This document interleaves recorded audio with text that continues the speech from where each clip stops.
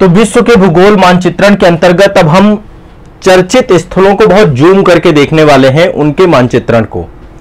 जैसे कि अभी आपको पता है इजराइल वाला क्षेत्र, मिडिल ईस्ट वाला क्षेत्र बहुत चर्चा में रहा है, तो क्यों ना एक बार हम मिडिल ईस्ट वाला क्षेत्र को बहुत अच्छे से देख लें, है ना। इसी तरीके से मिडिल ईस्ट वाले क्षेत्र में, जैसे इजराइल में बहुत सारे क्षेत्र चर्चा में रहे, जैसे मैं एग्जांपल के तौर पे आपको बताता हूं, मृत सागर आपका इसी क्षेत्र में पड़ता है, मृत सागर, डेड सी, ठीक है। इसी क्षेत्र में आपका गाजा पट्टी पड़ता है, जो कि चर्चा में था हमास के कारण से। इसी क्षेत्र में गोलन हाइट्स पड़ता है, इसी क्षेत्र में जॉर्डन नदी आपकी अवस्थित है। इसी क्षेत्र में, जैसे कि इजराइल से सीमा साझा करने वाले देश कौन कौन से हैं, इसी क्षेत्र में गलील सागर भी पड़ता है। एक छोटा सा यहां पे देखेंगे, ये आपका सी ऑफ गलील है, ये ताजे पानी का स्रोत है और ये आपका खारे पानी का स्रोत है, डेड सी। यही आपका एक रिफ्ट वैली वाला क्षेत्र भी है। मतलब ज्योग्राफी के कई सारे टॉपिक हम निकाल सकते हैं एक पर्टिकुलर क्षेत्र से। तेल अबीब बहुत चर्चा में रहा है, या फिर जो आपका यरूशलेम वाला क्षेत्र बहुत चर्चा में रहा है। तो जो क्षेत्र यहां पे चर्चा में रहे हैं उनको हम बहुत डिटेल से यहां पे समझने वाले हैं। वेस्ट बैंक बहुत चर्चा में रहा है, तो इजराइल वाला ये पूरा मानचित्र मैं एक एक करके आपको करवाऊंगा। जैसे कि इजराइल के साथ सीमा साझा करने वाले देश, है ना। अभी ईरान भी बहुत चर्चा में था, तो ईरान के साथ सीमा साझा करने वाले देश। जैसे अभी यूक्रेन बहुत चर्चा में था, यूक्रेन के साथ सीमा साझा करने वाले देश। रूस बहुत चर्चा में था, तो रूस के साथ सीमा साझा करने वाले देश। अच्छा, केवल सीमा साझा करने वाले देश ही नहीं देखेंगे, वहां का फिजिकल ज्योग्राफी को भी देखेंगे कि वहां पे कोई नदी है क्या। जैसे इस पूरे क्षेत्र में जॉर्डन नदी का बहुत इंपॉर्टेंस है, यहां पे जॉर्डन रिवर है, तो जॉर्डन रिवर को हम समझने का प्रयास करेंगे। जॉर्डन रिवर आपकी जो है वो यहाँ पे जो गलील सागर है उससे होकर के भी बहती है और डेड सी में जाकर के ये पानी अपना गिराती है, मतलब अंतिम मुहाना इसका डेड सी है। तो इस पूरे क्षेत्र को, और यहाँ पे महान अफ्रीकन भ्रंश घाटी जो आपकी है, महान भ्रंश घाटी वाला क्षेत्र है, इसी पे आपका जॉर्डन नदी है, यहीं पर आपका गलील सागर है, इसी पे आपका डेड सी है। तो हम लोग जॉर्डन वाला जो महान भ्रंश घाटी का क्षेत्र है उसको भी समझने का प्रयास करेंगे अफ्रीका तक। तो ये मतलब एक पूरा का पूरा टॉपिक जो हाईलाइटेड पॉइंट है वो सारे पॉइंट को आपको मैं बताऊंगा। एग्जाम व्यू पॉइंट से इंपॉर्टेंट है, ये चीजें बहुत जूम आउट करके देखनी जरूरी है, क्योंकि आयोग कहां से क्या पूछेगा आपको नहीं पता है। हम यदि मानचित्रण में चीजों को गहराई से समझ लेंगे तो ज्यादा अच्छा रहेगा, ठीक है। तो इसलिए मैं आप लोगों के लिए आज का सेशन में पहले इजराइल और इजराइल के साथ जो देश हैं उन देशों को यहां पे क्लियर करना चाहता हूं, ताकि आपको इजराइल के साथ फिर आगे के मानचित्रण को आप समझ पाए। धनंजय जी कह रहे हैं सर आपकी क्लास बहुत अच्छी है, बहुत ज्यादा नॉलेज मिलता है। चलिए, थैंक यू सो मच। जो भी बच्चे यहाँ पर इस क्लास से सीखते हैं, जानते हैं मैं आप ही लोगों के लिए काम कर रहा हूं, तो आप लोग जरूर इस सेशन से जुड़िए और सीखिए। मेरा प्रयास यही है कि आप अपने जीवन में सफल बने, ठीक है। चलिए, अब यहाँ पे देखिए, पहले हम देखते हैं इजराइल और उसके साथ सीमा साझा करने वाले देश कौन कौन से हैं। आप लोग भी मानचित्रण में रखिएगा और ये आएगा, ये मान के चलिए, मतलब ये 100% चीजें आने वाली हैं, 100% चीजें आने वाली हैं जितने चीजें कराऊंगा। तो सबसे पहले देखते हैं कि इजराइल और सीमा साझा करने वाले देशों को हम लोग यहाँ पे देखते हैं। देखिए, इजराइल के साथ सीमा साझा करने वाले देशों की बात करें तो यहाँ पे देखिए सीरिया है आपका, ये है ना सीरिया। सीरिया सीमा साझा करता है, यहाँ पे गोलन हाइट के साथ सीमा साझा करता है, और बाकी इजराइल से जो आपका वेस्ट बैंक वाला क्षेत्र है, गोलन हाइट्स वाला क्षेत्र है, उसके साथ जो है सीरिया की बॉर्डर। और गोलन हाइट्स में आपको पता है कि इस समय इजराइल का ही नियंत्रण है यहाँ पर, ठीक है। तो ये अपने आप में एक बहुत इंपॉर्टेंट सेगमेंट है। यहीं पे आपका गलील सागर भी पड़ता है। गलील सागर हम अलग से देखेंगे, डेड सी अलग से देखेंगे और जॉर्डन नदी अलग से देखेंगे। तो यहां पर सीरिया की बॉर्डर लगती है इजराइल से, हाँ बिल्कुल लगती है, ठीक है। इसके बाद जो है ऊपर देखेंगे तो यहां पे आपका लेबनान की बॉर्डर लगती है, लेबनान की बॉर्डर भी इजराइल के साथ लगती है। अब एक एक करके देश लिखते जाएंगे। लेबनान, ये दिख नहीं रहा होगा आप लोगों को, मैं थोड़ा सा बड़ा कर देता हूं। और एक काम और करिएगा, आप लोग भी एक बार मानचित्रण में जरूर देखिएगा, ठीक है। मानचित्रण में जरूर देखिएगा ताकि आपको कोई दिक्कत ना हो। पहले हम देश देख लेते हैं। तो ऊपर लेबनान है आपका उत्तर में, फिर इसके बाद आप देखेंगे उत्तर पूरब में आपका सीरिया पड़ता है और नीचे जॉर्डन है। जॉर्डन के साथ काफी बड़ी सीमा साझा करता है इजराइल। ये देखिए जॉर्डन है, जॉर्डन और इजराइल के बीच में ही आपका वेस्ट बैंक यहां पर देखेंगे, वेस्ट बैंक है आपका। वेस्ट बैंक में इजरायली नियंत्रण है, देखा जाए तो फिलिस्तीनी क्षेत्र है, लेकिन इजराइल का यहां पर कंट्रोल है। गाजा पट्टी में और इजराइल के बीच में हमास इजराइल संघर्ष अभी चल रहा है। अभी आपका ईरान की भी एंट्री हो चुके हैं इस पूरे मैटर पे, तो उन सब मुद्दों पे मैंने करंट वाले सेगमेंट पे चर्चा की थी आपकी। तो यहाँ पे वेस्ट बैंक है और यहीं पे आपका डेड सी है। तो जो आपका डेड सी है, आपका मृत सागर है, मृत सागर सबसे ज्यादा लवणता वाली झील है आपकी। यहाँ पे लवणता बहुत ज्यादा है, इसको हम अलग से डिस्कस कर लेंगे। तो ये किन किन देशों के बीच में अवस्थित है? जॉर्डन, इजराइल और यहाँ पे वेस्ट बैंक है, उन तीनों के बीच में आपका अवस्थित है आपका। तो जॉर्डन के साथ सीमा साझा करता है, ठीक है। और किसी देश के साथ सीमा साझा करता है क्या? बिल्कुल, ये मिस्र के साथ सीमा साझा करता है। यहां पे देखिए इजिप्ट के साथ भी सीमा साझा करता है, मिस्र के साथ सीमा साझा करता है, और फिलिस्तीन को भी इसके साथ जोड़ेंगे। वैसे फिलिस्तीन और इजराइल के बीच में संघर्ष है, इजराइल फिलिस्तीन को दर्जा नहीं दे रहा, फिलिस्तीन इजराइल को दर्जा नहीं दे रहा, लेकिन ओवरऑल अब देखेंगे तो फिलिस्तीन के साथ भी इसकी सीमाएं लगती हैं, जो संघर्ष की स्थिति में है, विवाद की स्थिति में है। ये स्थल खंड हैं, जिन स्थल खंडों के साथ इजराइल की बॉर्डर्स लगती हैं। कई सारे क्षेत्र यहाँ पे चर्चा में हैं, उन क्षेत्रों के बारे में हम अलग से डिस्कशन कर लेंगे। बट पहले कंट्री आप देख लीजिए, बाकी आप देखेंगे भूमध्य सागर के साथ सीमा साझा करता है। ये लेबनान भी सीमा साझा करता है और इजराइल भी सीमा साझा करता है, इधर इजिप्ट भी सीमा साझा करता है, ठीक है। इसके अलावा यहाँ पे इजराइल द्वारा नियंत्रित 3 क्षेत्र हैं।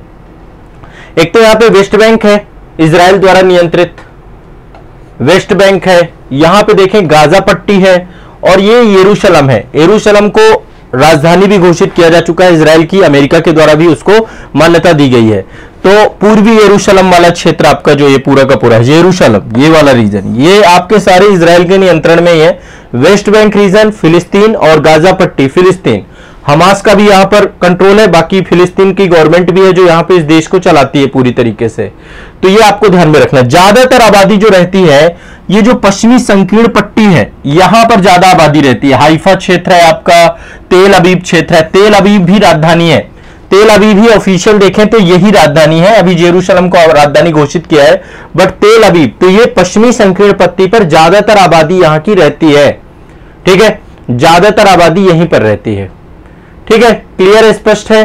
तो ये दक्षिण वाला क्षेत्र जो आपका है ना, ये ज्यादातर क्षेत्र आपका रेगिस्तान है। ये क्षेत्र मतलब यहां पर भी रेगिस्तान है। इस रेगिस्तान को देखा जाए तो ये है नेगेब रेगिस्तान, नेगेब रेगिस्तान। इसका मैं एक बार मानचित्र दिखा देता हूं।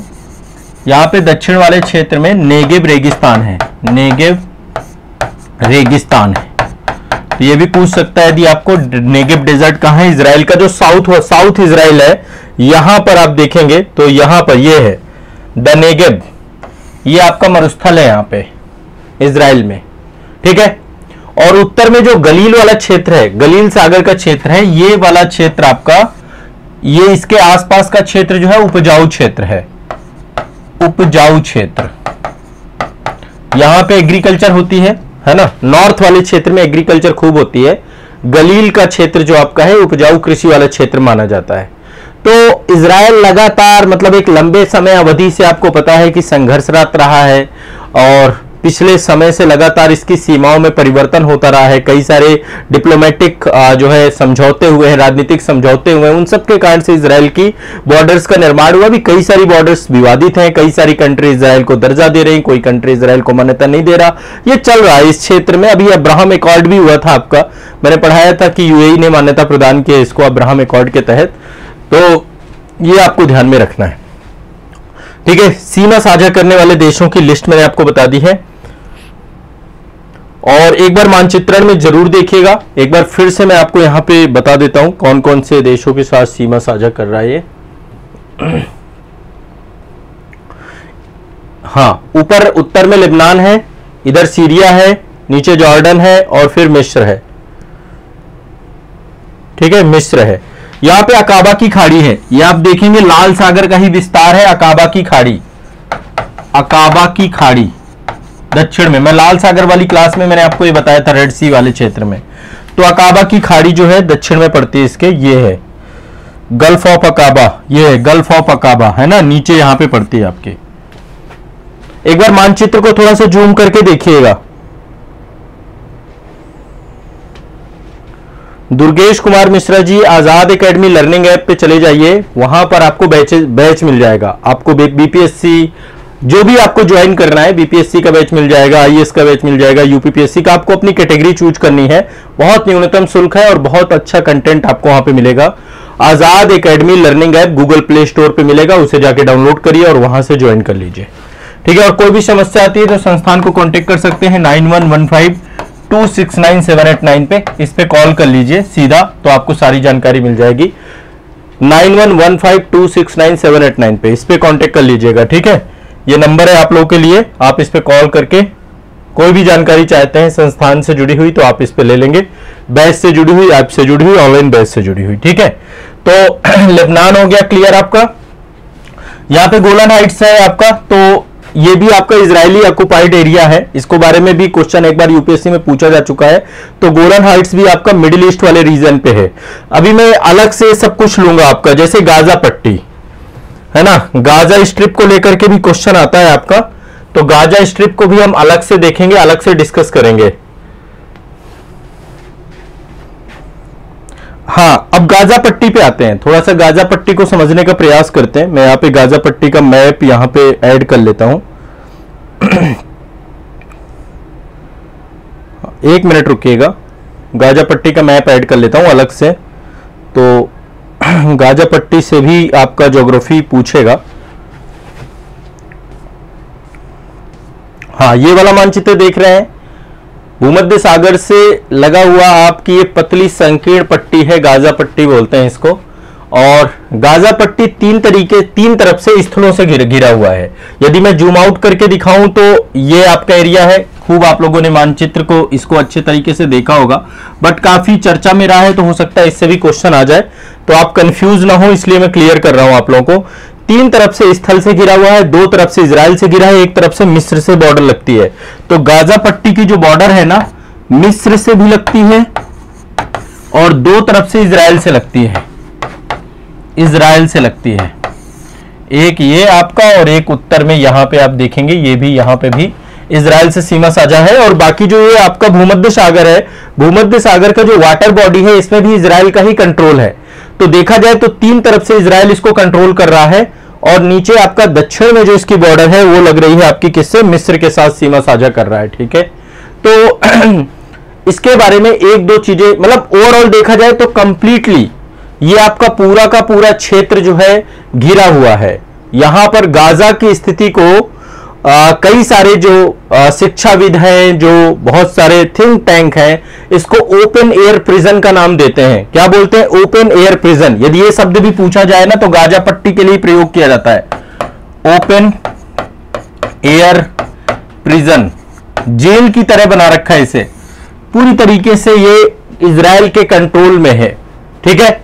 और यहां पर लगभग 20 लाख के आसपास आबादी निवास करती है। अभी जो ये इजराइल हमास युद्ध हुआ है, इसमें गाजा पट्टी का जो लगभग उत्तरी गाजा वाला क्षेत्र है, इसको पूरी तरीके से तबाह कर दिया है, ठीक है। तो ये पूरा शमशान बन चुका है इस समय, कंडीशंस बहुत खराब है, इंफ्रास्ट्रक्चर पूरा तोड़ा गया है इसका।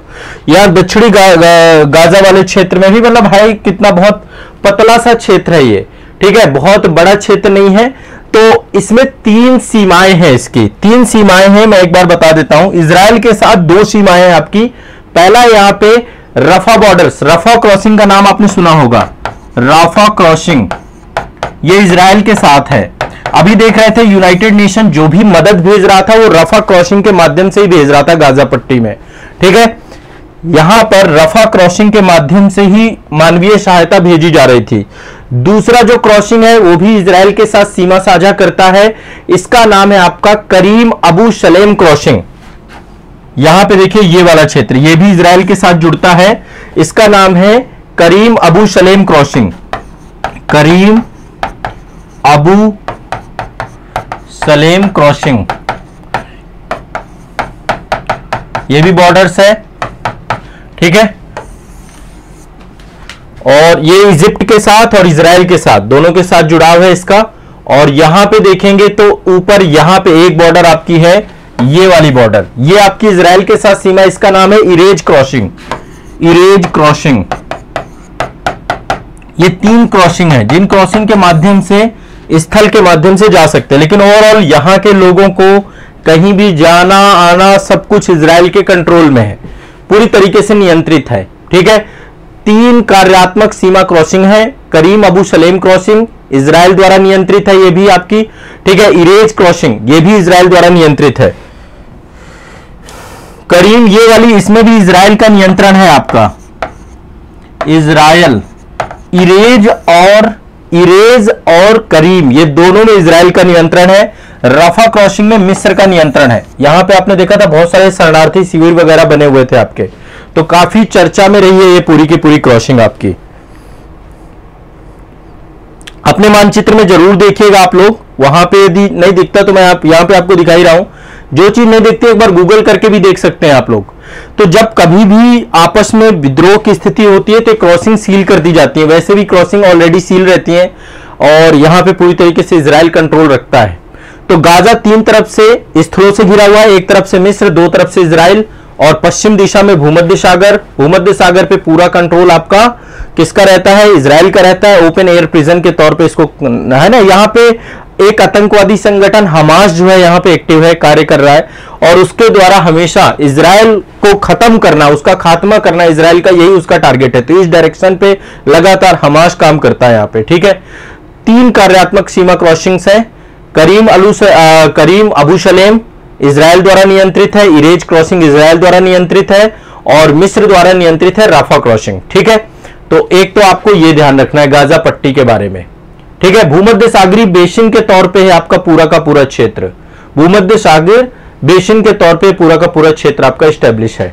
ठीक, बहुत छोटा सा क्षेत्र है, और आपको पता है कि जब 1967 में 6 दिवसीय युद्ध हुआ था, उस युद्ध में इजराइल ने गाजा पर अधिकार कर लिया था और अपना सैन्य कब्जा कर लिया था। ठीक है, और 2005 में यहां गाजा से 2005 में इजराइल ने अपनी बस्तियों को हटा लिया था, और यहां के व्यक्तियों और वस्तुओं की आवाजाही पर नाकाबंदी नहीं किया। व्यक्ति और वस्तु आ जा सकते हैं, लेकिन वो भी इजराइल के उस पे। ठीक है, तो हमास जब से यहां पर आया है तब से जो है यहां पे स्थिति हमेशा खराब रही है, और स्थिति बद से बदतर होती चली गई है। तो ये आपको ध्यान रखना है, गाजा पट्टी वाला क्षेत्र। ठीक है, और यूनाइटेड नेशन यहां पे एक्टिव रहता है आपका। ठीक है, तो ये भी आपको ध्यान में रखना है। क्लियर है, स्पष्ट है सभी को? यदि मैं गाजा पट्टी की बात करूं तो बहुत पतला सा क्षेत्र है। उत्तर में आप देखेंगे तो पतली सी पट्टी है आपकी, 6 से 10 किलोमीटर चौड़ाई है इसकी, और लगभग 45 किलोमीटर लंबाई है।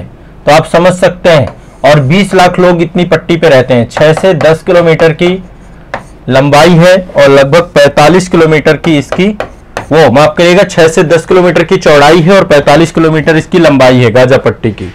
तो ये भी आपका एक इंपॉर्टेंट सेगमेंट है, इसको भी ध्यान में रखिएगा। तो इजराइल के 2 चीजें मैंने आपको बताई, एक तो इजराइल से सीमा साझा करने वाले देश हमारे डिस्कस हो गए, और दूसरा हमने डिस्कशन किया गाजा पट्टी के बारे में। ठीक है, अभी बहुत सारी साइट्स हैं यहाँ पे जिनको एक एक करके हम आने वाले सेशंस में डिस्कस करने वाले हैं। हम वेस्ट बैंक को भी देखेंगे, गोलन हाइट्स को भी देखेंगे, हम मृत सागर को भी देखेंगे, और मृत सागर के साथ साथ हम यहाँ पे जॉर्डन नदी को भी देखेंगे, गलील सागर को भी देखेंगे, और भी जितनी यहाँ पे साइट्स हो सकती हैं, जिन साइट्स का चर्चा में था इस समय बहुत नाम, ताकि ये न रहे कि एग्जाम हॉल पे यदि यहां से कुछ पूछा जाता है तो आप गड़बड़ कर जाए। ठीक है, ध्यान रखिएगा। गाजा पट्टी में गाजा इसका मुख्य शहर है, ये आप देख पा रहे हैं पूरा का पूरा क्षेत्र गाजा, तो इसी के नाम पे इसका नाम गाजा पट्टी रखा गया है। गाजा मुख्य शहर है। वेस्ट बैंक के बारे में मैं नेक्स्ट सेशन पे आपको बताऊंगा। ठीक है, तो ये आपको याद कर लेना है, एक बार अपने मैथ में रिवाइज कर लीजिएगा, चर्चा में रहा है तो इससे क्वेश्चन पूछे जा सकते हैं। ठीक है, देखिए पिछले 2 वर्षों से रूस यूक्रेन युद्ध चला आ रहा है। जब ये युद्ध चालू हुआ था तो हम सब ने सोचा था कि समय रहते शायद ये युद्ध बंद हो जाएगा, युद्ध विराम हो जाएगा, लेकिन एक लंबे समय के बाद भी अभी तक युद्ध रुका नहीं है। तो रूस यूक्रेन युद्ध की वर्तमान स्थिति काफ़ी खराब है। अब यहाँ से जो क्वेश्चन बनेंगे, एक तो आपका मैपिंग वाले सेगमेंट से क्वेश्चन निकल के आएंगे, और मैपिंग वाले सेगमेंट से क्वेश्चन क्या निकल के आएगा? पहला क्वेश्चन निकल के आएगा कि यूक्रेन के साथ सीमा साझा करने वाले देश आपके दिमाग में बैठे होने चाहिए। ठीक है, यूक्रेन के साथ सीमा साझा करने वाले देश, इजराइल के साथ सीमा साझा करने वाले देश, ईरान के साथ सीमा साझा करने वाले देश, ये सब आपको आइडिया होने चाहिए। जो चर्चा में हो उनके आसपास के देश, कंट्री, ये सब कुछ आपको पता होना चाहिए, ठीक है। रीजन क्या है? क्योंकि यहाँ से बहुत बड़े स्तर पे माइग्रेशंस भी इन सब क्षेत्रों में हो रहा है, और जो इसके पड़ोसी देश हैं, एक तो रूस के साथ संघर्षरत है ये आपका, और अन्य पड़ोसी देशों में से कुछ देश ऐसे हैं जो कि नाटो के मेंबर हैं, कुछ यूरोपीय यूनियन के मेंबर हैं, सब अलग अलग अपनी स्थिति में रहते हैं। तो यूक्रेन के से सीमा साझा करने वाले देशों को एक बार देख लेते हैं कि कौन कौन सा देश है जो यूक्रेन के साथ सीमा साझा कर रहे हैं। टोटल यूक्रेन के साथ सीमा साझा करने वाले देशों की संख्या की बात करें तो टोटल 7 देश यूक्रेन के साथ सीमा साझा करते हैं। ये 7 देश कौन कौन से हैं एक एक करके देख लीजिएगा। पहला तो आपका रशिया है, पहला देश आपका रूस है, ठीक है। दूसरा देश आपका बेलारूस है, रूस बेलारूस। तीसरा देश आपका पोलैंड है, पोलैंड है। चौथा देश आपका स्लोवाकिया है, स्लोवाकिया है। पांचवा देश आपका हंगरी है। छठवां देश आपका रोमानिया है, और सातवां देश आपका माल्डोवा है।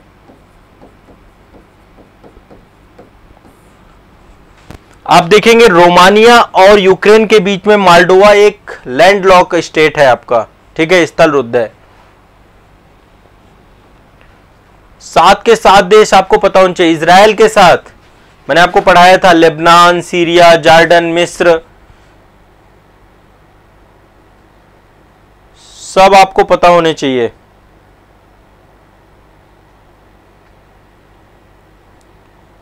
खुशबू गौतम जी, सी सेट की क्लास ऑलरेडी करवाई जा चुकी है, सी सेट की प्लेलिस्ट बनी हुई है।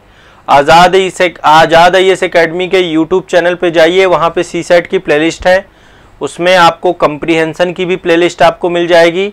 उसमें मैंने कंप्रीहेंशन कैसे सॉल्व करें वो चीज़ बताई है, और मैथ और रीजनिंग की क्लास भी आपको मिल जाएगी। बेसिक क्लास है, एडवांस के लिए आपको बैच ज्वाइन करना पड़ेगा। सी सेट का बैच है जहाँ पे मैथ एडवांस में कंप्लीट कराई गई है।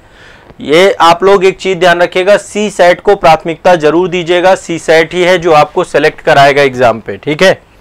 तो ये कंट्री हैं जिन कंट्रियों से चर्चा आप सभी की बहुत ज़्यादा चर्चा में पूरा का पूरा क्षेत्र रहता है। तो एक तो आपको ये याद रखना है। क्लियर है, स्पष्ट है सभी को, कोई दिक्कत तो नहीं है, ठीक है। अब देखो, रूस यूक्रेन युद्ध की घटना तो काफी लंबे समय से चली आ रही है, और इसको लेकर के हम बाद में डिस्कस करेंगे। अभी हम यहाँ पे डिस्कशन नहीं करेंगे इसको लेकर के, ठीक है। मानवीय संकट भी देखने को मिल रहा है, बहुत सारे रूस के ऊपर प्रतिबंध लगे हैं, बहुत सारे देश आकर के यूक्रेन के साथ खड़े भी हैं, और आर्थिक प्रभाव बहुत ज़्यादा हुआ है। पूरा देखा जाए तो वैश्विक बाजारों में जो है मुद्रास्फीति की स्थिति बन चुकी है।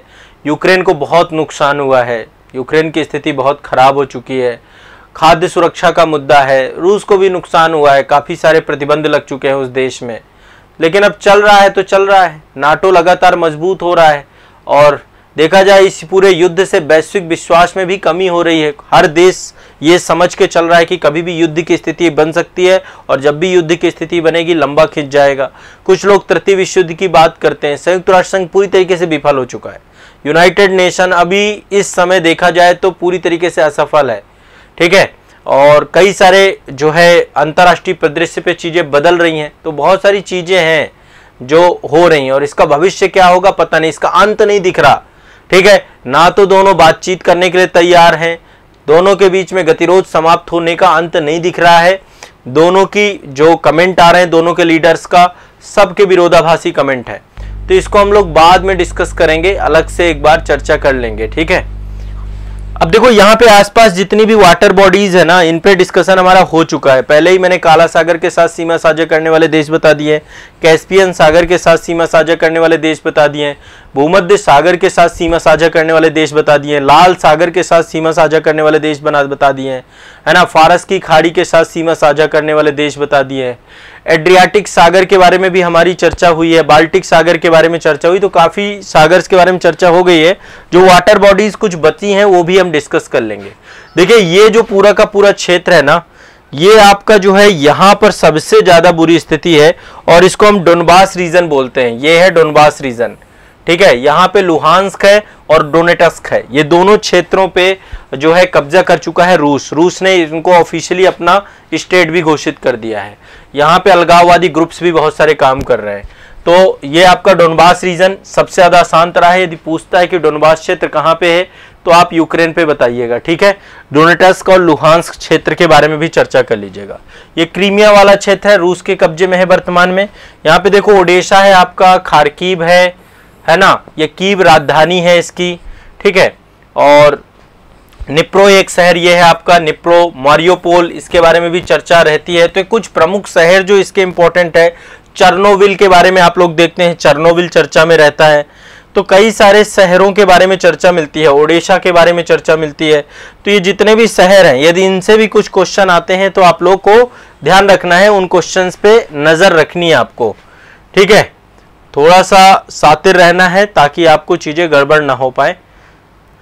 एक बार फिर से मैं देश बता देता हूं। नंबर 1 रशिया, दूसरा बेलारूस, तीसरा पोलैंड, चौथा स्लोवाकिया, ठीक है, पांचवा हंगरी, छठवां रोमानिया, सातवां मोल्डोवा।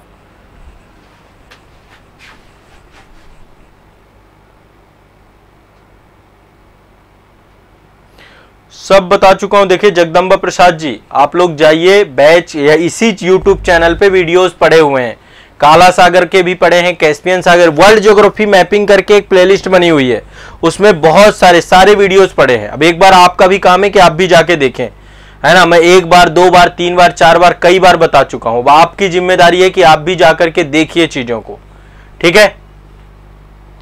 तो अभी देखो क्रीमिया तो 2014 में कब्जा कर चुका था, ये क्रीमिया वाला रीजन। लेकिन जो ये पूरा का पूरा क्षेत्र है ना, डोनबास रीजन है ना, जिसमें डोनेटस्क और जो है आपका लुहांस्क क्षेत्र है, इसके अलावा खेरसान और जेपोरोजिया, इसको भी रूस कहता है कि उसने शामिल कर लिया है, ठीक है। एक तो लुहांस्क क्षेत्र है आपका, डोनेटस्क क्षेत्र है, और इसके अलावा खेरसान क्षेत्र है। खेरसान पे भी उसको ऑफिशियली अपना स्टेट में कब्जा मान चुका है। खेरसान में, खेरसान के अलावा एक जगह और है जेपोरेजिया। तो यहां तक तो मतलब यूक्रेन का काफी क्षेत्र अब रसिया के कब्जे में आ चुका है। अभी भी संकट इसका लगातार मंडरा रहा है, युद्ध टला नहीं है, युद्ध चलता ही रहेगा ये। अब तो नए दड़े भी बन गए हैं आपके। हाँ बिल्कुल ईशा जी। तो मानचित्रण में देखो आपको हाईलाइटेड एरिया जरूर देखने हैं, जितने भी हाईलाइटेड, जैसे इजराइल वाला मैंने आपको बताया था मिडिल ईस्ट का, तो इजराइल के वो सारे क्षेत्र देखो, मैंने गोलन हाइट, जितने भी क्षेत्र हैं सब चर्चा किए थे आपको, ठीक है। वेस्ट बैंक, गाजा पट्टी, गाजा से भी सीमा साझा करने वाले देश बताए थे, गाजा के अंदर क्रॉसिंग्स, 3 क्रॉसिंग बताई थी आपको, है ना। और मैंने फिर जो है वहीं पे डेड सी था, मृत सागर के साथ सीमा साझा करने वाले, गलील सी भी मैंने आपको पढ़ाया था, सी ऑफ गलील भी बताया था। अकाबा की खाड़ी के बारे में भी चर्चा हुआ था। अकाबा की खाड़ी में एक बार और डिस्कस कर दूंगा। दिमाग में मानचित्रण चलाते रहा करो, अपना जो एटलस है ना, उस एटलस को एक बार पलटते लटते रहा करो, धीरे धीरे दिमाग में चीजें याद होने लग जाएंगी, और बाकी जो बचेगा वो यहाँ पे होता रहेगा। आप ये वाली सेशन में रहेंगे, क्लास में रहेंगे, चैनल पे आपको आजाद ईस एकेडमी के यूट्यूब चैनल पे सारे वीडियोज मिलेंगे। वर्ल्ड ज्योग्राफी मैपिंग का सिंगल क्वेश्चन गलत नहीं करोगे यदि आपने मेरे साथ जो है इस सेशन को ज्वाइन रखा। और देखो एक मैंने विश्व के भूगोल पे इंटायर वीडियो भी बनाया है, इंटायर वीडियो सेशन भी जरूर देख लेना एक बार, वर्ल्ड ज्योग्राफी का। कई सब्जेक्ट के इंटायर वीडियो आपके बने हुए हैं, जिसमें से प्राचीन भारत का इतिहास, मध्यकालीन भारत का इतिहास, आधुनिक भारत का इतिहास, और आपका जो है भारत का भारतीय राज्य व्यवस्था, ये सारे आपके इंटायर वीडियो हैं। समान अध्ययन के इंटायर वीडियो हैं, करंट अफेयर्स के इंटायर वीडियो हैं, 14 वीडियो आ चुके हैं करंट अफेयर्स इंटायर वीडियो के, उनको भी देखिए। करंट अफेयर्स आपका पूरा तैयार रहेगा, आपके दिमाग में कोई भी तनाव नहीं आएगा। जितना मैंने करवा दिया है, यदि उतना भी आप करके चले गए तो एग्जाम की प्रारंभिक परीक्षा तो आप 100% पास कर लेंगे, कोई आपको रोक नहीं पाएगा, ठीक है।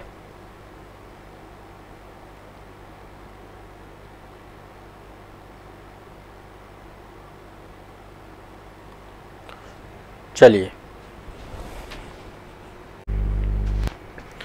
विश्व के भूगोल के अंतर्गत कई सारे टॉपिक आप सभी के हो चुके हैं।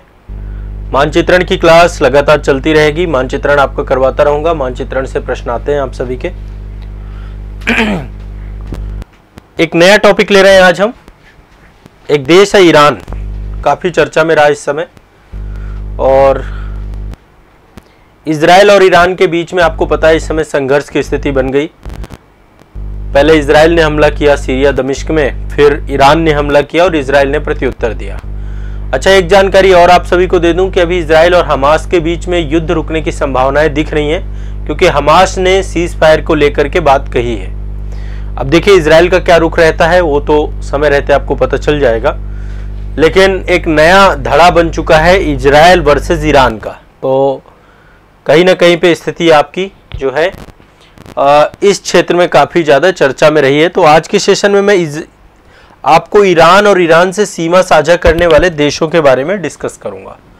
ये आपका मानचित्र है, ईरान का मानचित्र है, आप ईरान देख रहे हैं। सबसे पहले बात करते हैं ईरान के साथ सीमा साझा करने वाले देशों की, और इसके बाद मैं थोड़ा सा डिस्कस करूंगा कि ईरान हमारे लिए क्यों इंपॉर्टेंट है, भारत के लिए क्यों इंपॉर्टेंट है, और भारत ईरान के लिए क्यों इंपॉर्टेंट है। ईरान के साथ प्राचीन ऐतिहासिक संबंध रहे भारत के। यहाँ पे इसके ज्योग्राफी के बारे में भी थोड़ा डिस्कस करेंगे, लेकिन पहले हम कंट्री देखते हैं कि कौन कौन सी कंट्री हैं जो इसके साथ सीमा साझा करती हैं, किस किस देश के साथ ईरान सीमा साझा करता है। ठीक है, पहली बात, ये पश्चिम एशिया में अवस्थित है, आपका पश्चिम एशिया में अवस्थित है। राजधानी इसकी क्या है? तेहरान। ईरान की राजधानी क्या है? तेहरान। यहाँ पे है तेहरान, आपका कैस्पियन सागर से थोड़ा सा दूर है। यहीं पर एक जगह है रामसर।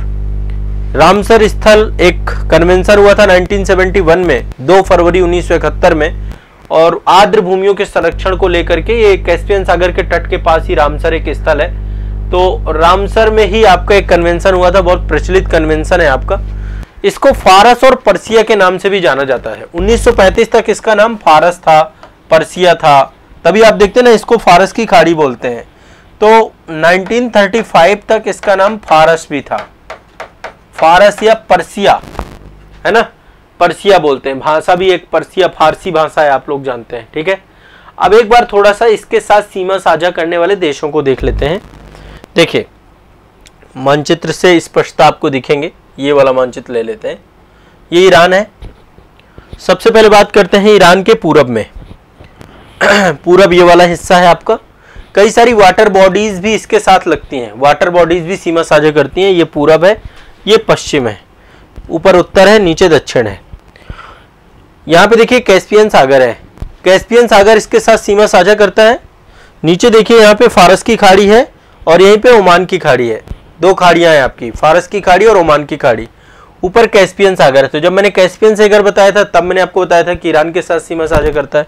फारस की खाड़ी और ओमान की खाड़ी के साथ भी नीचे सीमा साझा करता है। ठीक है, अब इसके साथ देशों की बात करें तो पश्चिम में इसमें 2 देश हैं, एक तो तुर्की है और दूसरा इराक है।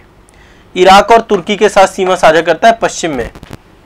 इराक और तुर्की के साथ सीमा साझा करता है पश्चिम में। ठीक है, इराक और तुर्की। उत्तर पश्चिम की बात करें तो यहाँ पे देखिए अजरबैजान है, यहीं पे एक देश है अर्मेनिया। अजरबैजान और अर्मेनिया के साथ सीमा साझा करता है। तो पहला इराक हो गया, दूसरा तुर्की हो गया, तीसरा अर्मेनिया हो गया, चौथा अजरबैजान हो गया। अर्मेनिया और अजरबैजान के बीच में झड़प होती रहती है, ये देशों के संबंध भी आपस में अच्छे नहीं है। ठीक है, फिर ये कैस्पियन सागर है आपका, वाटर बॉडी है। इसके बाद इसकी काफी लंबी सीमा साझा होती है तुर्कमेनिस्तान से। ठीक है, उत्तर पूर्व में अवस्थित है तुर्कमेनिस्तान। 5वां देश आपका तुर्कमेनिस्तान है। टोटल 7 देशों के साथ सीमा साझा करता है। कितने देशों के साथ? 7 देशों के साथ। ठीक है, तुर्कमेनिस्तान के बाद 2 देश और हैं, एक तो अफगानिस्तान है और फिर है आपका पाकिस्तान। पाकिस्तान से सीधा सीमा, देखो भारत, पाकिस्तान, फिर ईरान, है ना, भारत की सीमा पाकिस्तान से लगती है। तो ये 7 देश एक बार देख लीजिए कौन कौन से। कुवैत की सीमा इसके साथ लगती है क्या? नहीं लगती। कुवैत की सीमा फारस की खाड़ी के साथ लगती है और इराक के साथ लगती है। तो इराक है, तुर्की है, अर्मेनिया है, अजरबैजान है, तुर्कमेनिस्तान है, अफगानिस्तान है और पाकिस्तान है। ये टोटल कितने देशों के साथ सीमा साझा करता है? ठीक है, पहली बात तो ये। अब समय समय पे बहुत सारे आक्रांता भारत में आते रहे। आपको पता है दुनिया की पुरानी सभ्यताओं में से एक है आपका, यहाँ पे हकमनी साम्राज्य हुआ करता था और सबसे पहला जो विदेशी आक्रमण हुआ है भारत में वो ईरानियों के द्वारा किया गया था, ठीक है। हकमनी शासकों के द्वारा भारत में सबसे पहले आक्रमण किया गया था। तो भारत में कई बार आक्रमण किए गए, यहां से कई सारे शासक, कई सारे जो है यहां से आक्रमणकारी भारत आते रहे। भारत और ईरान के संबंध बहुत प्राचीन है, बहुत पुराने हैं, ठीक है। अब एक बार थोड़ा सा मैं आपको बताना चाहता हूं कि भारत के लिए क्या इसका रणनीतिक महत्व है। देखो ज्योग्राफिकल तौर पे आप देखो तो ये एक बहुत ही महत्वपूर्ण जो है, अभी हम इसकी ज्योग्राफी को देखेंगे कि यहाँ पे देखिए कुछ माउंटेन रेंज आपको दिख रही होगी, एल्ब्रूस रेंज है, यहाँ पे जैग्रोस माउंटेन है। तो एल्ब्रूस और जैग्रोस ये दो माउंटेन है, यहाँ पे कई सारे मरुस्थल है। दस्ते कबीर का नाम सुना है, दस्ते लुट का नाम सुना है, ये दोनों ईरान के मरुस्थल है। दस्ते कबीर, दस्ते लुट, दो माउंटेन है, एल्ब्रूस माउंटेन और ये है आपकी जैग्रोस माउंटेन श्रेणी। ये दो माउंटेन श्रेणी यहाँ पर देखने को मिलती हैं। अब भारत के लिए इसका रणनीतिक महत्व क्या है, आपको पता है पाकिस्तान के साथ तो हमारे हालत अच्छे नहीं है, संबंध अच्छे नहीं है, ठीक है। पाकिस्तान के साथ भारत के संबंध अच्छे नहीं है, तो ऐसे में मध्य एशिया के साथ हमारा संपर्क पूरी तरीके से टूट जाता है। मध्य एशिया के साथ भारत का संपर्क रहता नहीं है। तो ऐसे में भारत जो है यहाँ पे चाबहार बंदरगाह इस्टेब्लिशमेंट कर रहा है, और चाबहार बंदरगाह भारत इस्टेब्लिशमेंट इसलिए कर रहा है ताकि जो है यहां से मध्य एशिया के लिए एंट्री मिल सके। तो सबसे पहली चीज भारत के लिए इसका महत्व इसलिए है क्योंकि फारस की खाड़ी में अवस्थित है, और फारस की खाड़ी के माध्यम से हम मध्य एशिया में प्रवेश कर सकते हैं। हमारे लिए अल्टरनेटिव है आपका ये, ठीक है। तो पहली बात, भारत के लिए इसकी अवस्थिति बहुत ज्यादा इंपॉर्टेंट है। यदि हम फारस की खाड़ी से लेकर के मध्य एशियाई देशों में जाना चाहते हैं तो ईरान ही एकमात्र माध्यम हमारे लिए बनता है। तो इसकी भौगोलिक स्थिति भारत के लिए बहुत ज्यादा इंपॉर्टेंट है।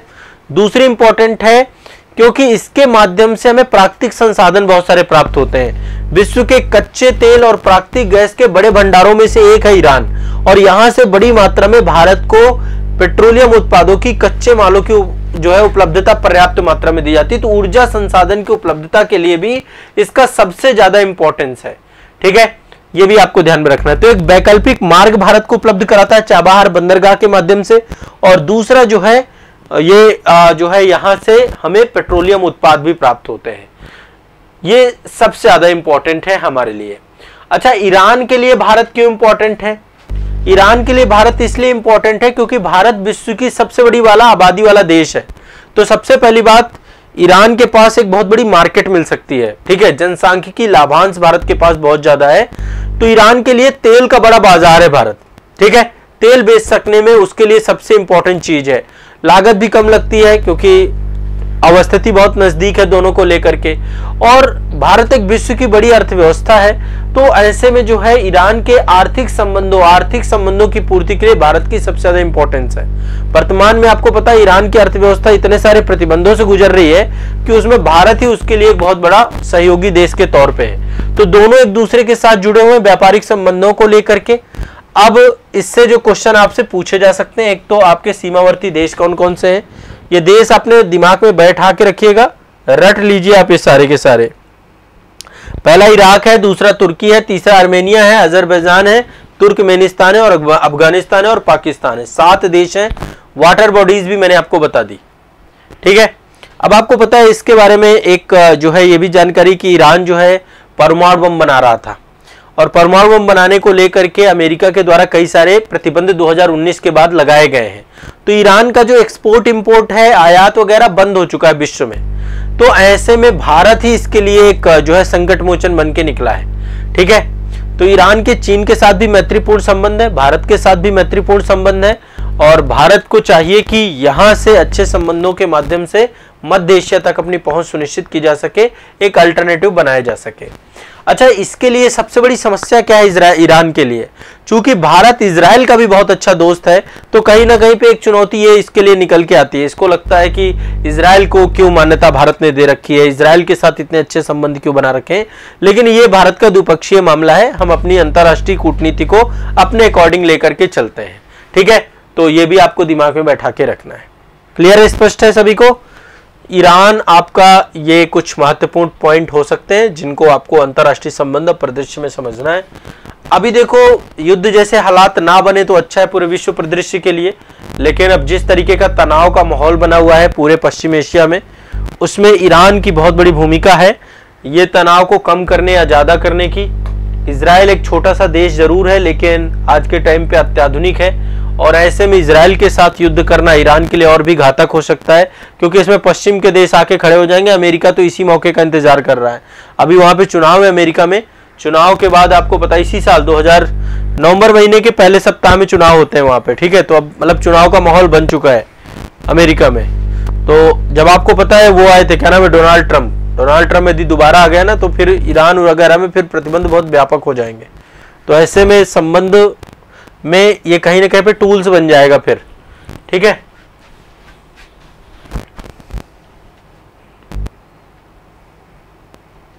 भारत मध्यस्थता तभी कर सकता है जब मध्यस्थता के लिए भारत को बोला जाए, है ना। कोई भी कंट्री तभी सामने आती है। बाकी दोनों, भारत के लिए तो दोनों ही देश इंपॉर्टेंट है, इसलिए यदि बीच में कोई समस्या आएगी तो भारत निश्चित तौर पे एक मध्यस्थ के तौर पे है इनकी समस्याओं को लेकर के, ठीक है।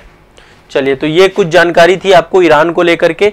फिर से एक बार बता दूं, अजरबैजान, आर्मेनिया, तुर्कमेनिस्तान, कैस्पियन सागर, पाकिस्तान, अफगानिस्तान, फारस की खाड़ी, ओमान की खाड़ी, तुर्की और इराक, ये टोटल ये एंटिटी है। 3 वाटर बॉडीज हैं, 7 आपके जो है लैंड कंट्रीज हैं ईरान के साथ सीमा साझा करने वाले देशों में। तो ये टॉपिक आपका आता है यदि मान लो पूछता है, क्योंकि ज्योग्राफिकल कुछ ना कुछ ऐसे ही निकाल के पूछता है, तो वो आप कर लेंगे।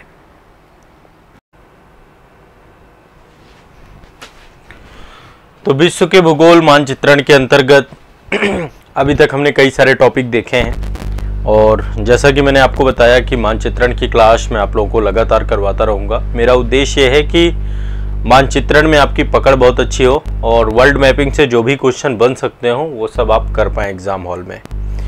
आज के सेशन में एक बहुत ही महत्वपूर्ण कंट्री को लेने वाले हैं, जो काफ़ी चर्चा में रही है इस समय। वर्ल्ड में देखा जाए तो बहुत सारे प्रतिबंधों को झेल रही है, और वह है रूस। भारत का एक प्रमुख सहयोगी के तौर पे भी रूस है। सबसे ज़्यादा चर्चा में रूस रहा है। तो रूस से 2-3 चीज़ें निकल के आती हैं। देखो, एक चीज़, पहले तो रूस यूएसएसआर के तौर पे था, है ना, United of Soviet socialist Republic था पहले, जिसको हम सोवियत संघ कहते थे। और सोवियत संघ जो है 26 दिसंबर 1991 में विखंडित हो गया। कई सारे देश बने उससे, और आज वो देश रूस के साथ संघर्षरत भी है, रूस के साथ सीमा साझा भी कर रहे हैं। तो आज जो है हम चर्चा करने वाले हैं। पहले तो हम रूस के बारे में देखेंगे, कौन कौन से देश रूस के साथ सीमा साझा करते हैं, और इसके आसपास की ज्योग्राफी क्या क्या है, ठीक है। थोड़ा सा ज्योग्राफी को भी देखेंगे जहाँ से क्वेश्चन बन सकते हैं, और इसके बाद जो है सोवियत संघ को भी देख लेंगे इसी के साथ, ठीक है। हम लोग सोवियत संघ को भी देख लेंगे। तो देखिए, रूस जो है ना, दुनिया का सबसे बड़ा देश है। आप सब लोग ये चीज पढ़ते हैं, क्षेत्रफल के आधार पे नंबर 1 है ये देश, ठीक है। सबसे ज्यादा क्षेत्रफल वाला देश है रूस। दूसरे नंबर पे कनाडा, तीसरे नंबर पे यूएसए, चौथे नंबर पे चाइना, 5वें नंबर पे ब्राजील, 6वें नंबर पे ऑस्ट्रेलिया, और 7वें नंबर पे आपका भारत आता है क्षेत्रफल के आधार पे। तो रूस के साथ सीमा साझा करने वाले देश, 14 देशों की सीमा साझा करता है रूस, 14 देश। और ये देश कभी पहले यूएसएसआर का हिस्सा हुआ करते थे, पहले सोवियत संघ का हिस्सा हुआ करते थे, अब तो नहीं है। मैं सोवियत संघ बाद में डिस्कस करूंगा। अच्छा, अमेरिका के साथ भी रूस की सीमा लगती है क्या? बिल्कुल लगती है, लेकिन अमेरिका के साथ जो रूस की सीमा लगती है वो आपकी समुद्री सीमा लगती है, ठीक है। बेरिंग जल संधि है, बेरिंग जल संधि साइबेरिया और अलास्का को अलग करती है। तो अभी वो भी मैं बता दूंगा। और जापान के साथ भी इसकी सीमा साझा होती है, वो भी समुद्री जलराशि से ही इसकी सीमा साझा करते हैं। लेकिन ओवरऑल जो इसकी सीमा साझा होती है स्थलीय तौर पे, टोटल 14 देशों के साथ सीमा साझा होती है। मैं 14 के 14 देश यहाँ पे मानचित्र में आपको दिखाऊंगा। आप देख पा रहे हैं रूस है, ठीक है।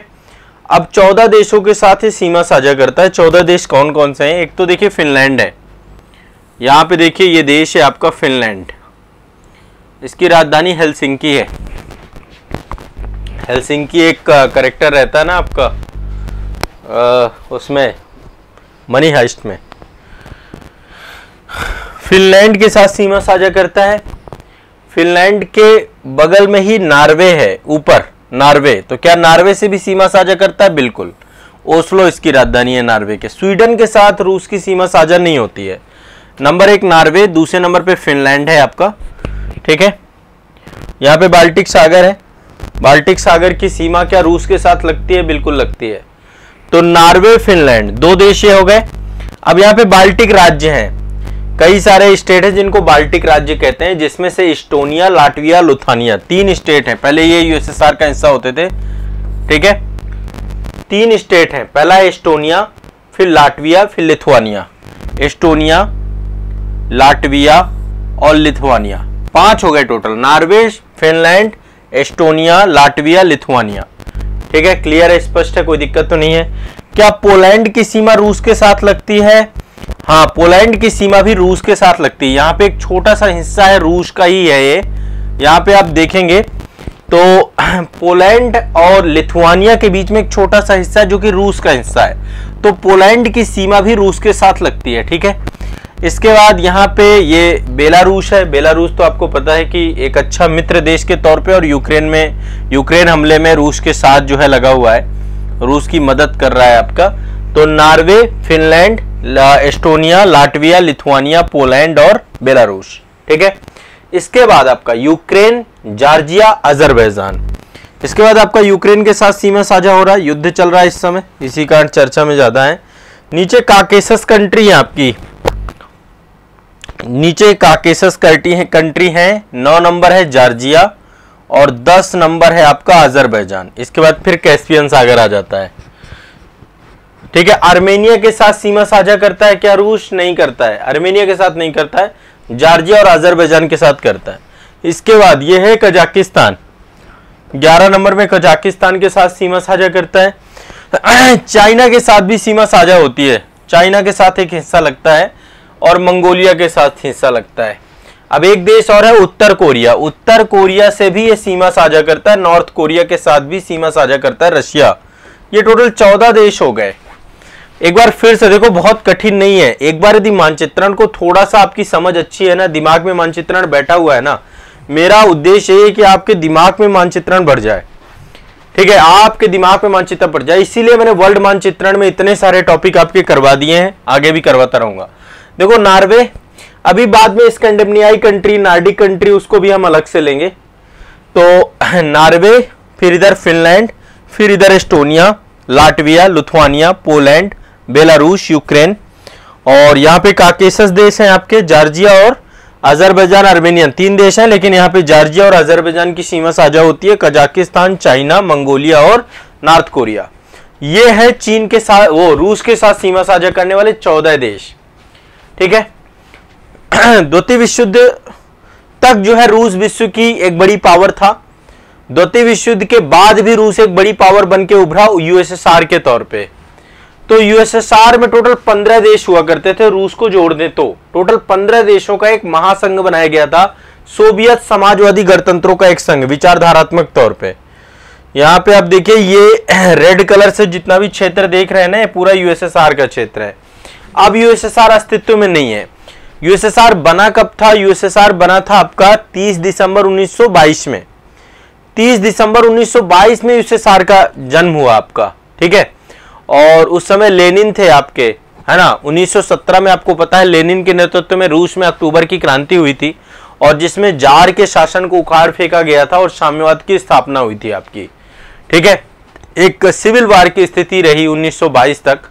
1922 में सिविल वार खत्म हो गया रशिया में, और उसके बाद 1922 में सोवियत संघ का गठन हुआ। वर्ल्ड हिस्ट्री का यदि आपके मतलब आईएएस में, यूपीपीसीएस में, लगभग सभी स्टेट में वर्ल्ड हिस्ट्री का टॉपिक है, तो वर्ल्ड हिस्ट्री में सोवियत संघ का गठन, बोल्शेविक क्रांति, रशियन रेवोल्यूशन, ये सब आपको पढ़ना है ना। ये आपके सिलेबस का हिस्सा है, तो वो तो अलग से मैं पढ़ाऊंगा आपको। बैच के अंदर मैं पढ़ा रहा हूँ कंप्लीट, है ना। जो ऑनलाइन बैच है, फाउंडेशन बैच है, वहां पर मैं करवा रहा हूँ, बट ओवरऑल आपको पता होना चाहिए। तो पहले तो मैंने आपको रशिया के साथ सीमा साझा करने वाले देश बता दिए सारे, Norway, Sweden, Estonia, Latvia, Lithuania, Poland, Belarus, Ukraine. नीचे जो है आपका जो है आर्मेनिया और अजरबैजान है, वो माफ करिएगा, जॉर्जिया और अजरबैजान है। आर्मेनिया के साथ सीमा साझा नहीं करता, जॉर्जिया, अजरबैजान है। कजाकिस्तान है, चाइना है, मंगोलिया है और उत्तरी कोरिया है। दक्षिणी कोरिया के साथ सीमा साझा नहीं करता, उत्तरी कोरिया के साथ करता है। अब ये लाल रंग से जितने भी देख रहे हैं, टोटल 15 देश थे आपके, ठीक है। रूस को जोड़ देते हैं। टोटल 15 देश थे, अब 14 ही, मतलब 14 इसीलिए पड़ोसी देश है, सारे के सारे पड़ोसी देश विचारधारात्मक तौर पे आपके मतलब इससे जुड़े हुए थे। मार्क्सवाद लेनिनवाद की विचारधारा, आपकी साम्यवादी विचारधारा से जुड़े हुए ये 15 देश थे। इनका विघटन कब हुआ था? 26 दिसंबर 1991 को ये खत्म हो गए थे आपके सारे के सारे। तो इसमें कंट्री जो यूएसएसआर का हिस्सा होती थी, रूस था, यूक्रेन था। आज जो यूक्रेन लड़ रहा है, पहले एक साथ हुआ करता था 1991 तक, अब तो कह रहा मैं नाटो में जाऊंगा। पहले वार्सा पैक्ट हुआ था यूएसएसआर के टाइम पे। रूस, Ukraine, Georgia, Belarus, Uzbekistan, Armenia, Azerbaijan, Kazakhstan, Kyrgyzstan, Moldova, Turkmenistan, Tajikistan, Latvia, Estonia, Lithuania, ये सब आपके हिस्सा हुआ करते थे। मध्य एशिया के देश भी आपके हिस्सा थे। मैं यहाँ पे नाम आपको बता रहा हूँ, एग्जैक्टली आपको नाम सारे के सारे देखने हैं। ये तो रशिया है आपका, रूस है, ठीक है। नीचे यूक्रेन है, यूक्रेन इसका हिस्सा हुआ करता था, रूस इसका हिस्सा हुआ करता था। इसके बाद ये वाले कंट्री जो आपके हैं, एस्टोनिया, लाटविया, लिथुआनिया, बाल्टिक राज्य, ये भी इसके हिस्सा हुआ करते थे। बेलारूस इसका हिस्सा हुआ करता था, ठीक है, बेलारूस भी इसका हिस्सा हुआ करता था। Armenia, Azerbaijan, Kazakhstan, Uzbekistan, Kyrgyzstan, Turkmenistan, Tajikistan, मध्य एशिया के पांचों देश, मध्य एशिया के 5 देश थे। मध्य एशिया में देखो, मध्य एशिया में 5 देश हैं। K2 T2 U मैं अलग से एक बार पढ़ा दूंगा। केस 2K हैं, 2K का मतलब है कजाकिस्तान और किर्गिस्तान। 2K है, 2T है। 2T का मतलब है तुर्कमेनिस्तान, तजाकिस्तान। 2K का मतलब है कजाकिस्तान, किर्गिस्तान, तजाकिस्तान, तुर्कमेनिस्तान, ठीक है। और एक है आपका U यानी उज्बेकिस्तान।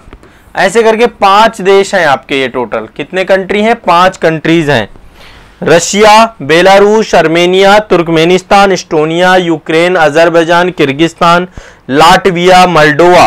अच्छा, मोल्डोवा भी था आपका, छोटा सा देश है आपका मोल्डोवा, ठीक है, छोटा सा देश मोल्डोवा भी है इसमें। Moldova, Kazakhstan, Tajikistan, Lithuania, Georgia, Uzbekistan. तो पहले यूएसएसआर हुआ करता था। अब आप जब वर्ल्ड हिस्ट्री वगैरह करेंगे तो वहां पे आपको ये आइडिया होना चाहिए। मैंने ये वाला टॉपिक करवा दिया जिससे आपसे क्वेश्चन आएंगे। अच्छा, एक क्वेश्चन ये भी बनेगा, ये तो मैं ओखोटस्क सागर आपको पढ़ा चुका हूं। यहां पे देखिए बेरिंग सागर है, बेरिंग सागर का हिस्सा है चुक्की सागर, यहीं पे चुक्की सागर भी है, चुक्की सागर। तो बेरिंग जलसंधि है यहाँ पे। ये आपका रूस का साइबेरिया वाला हिस्सा है, कमचटका प्रायद्वीप है आपका, है ना।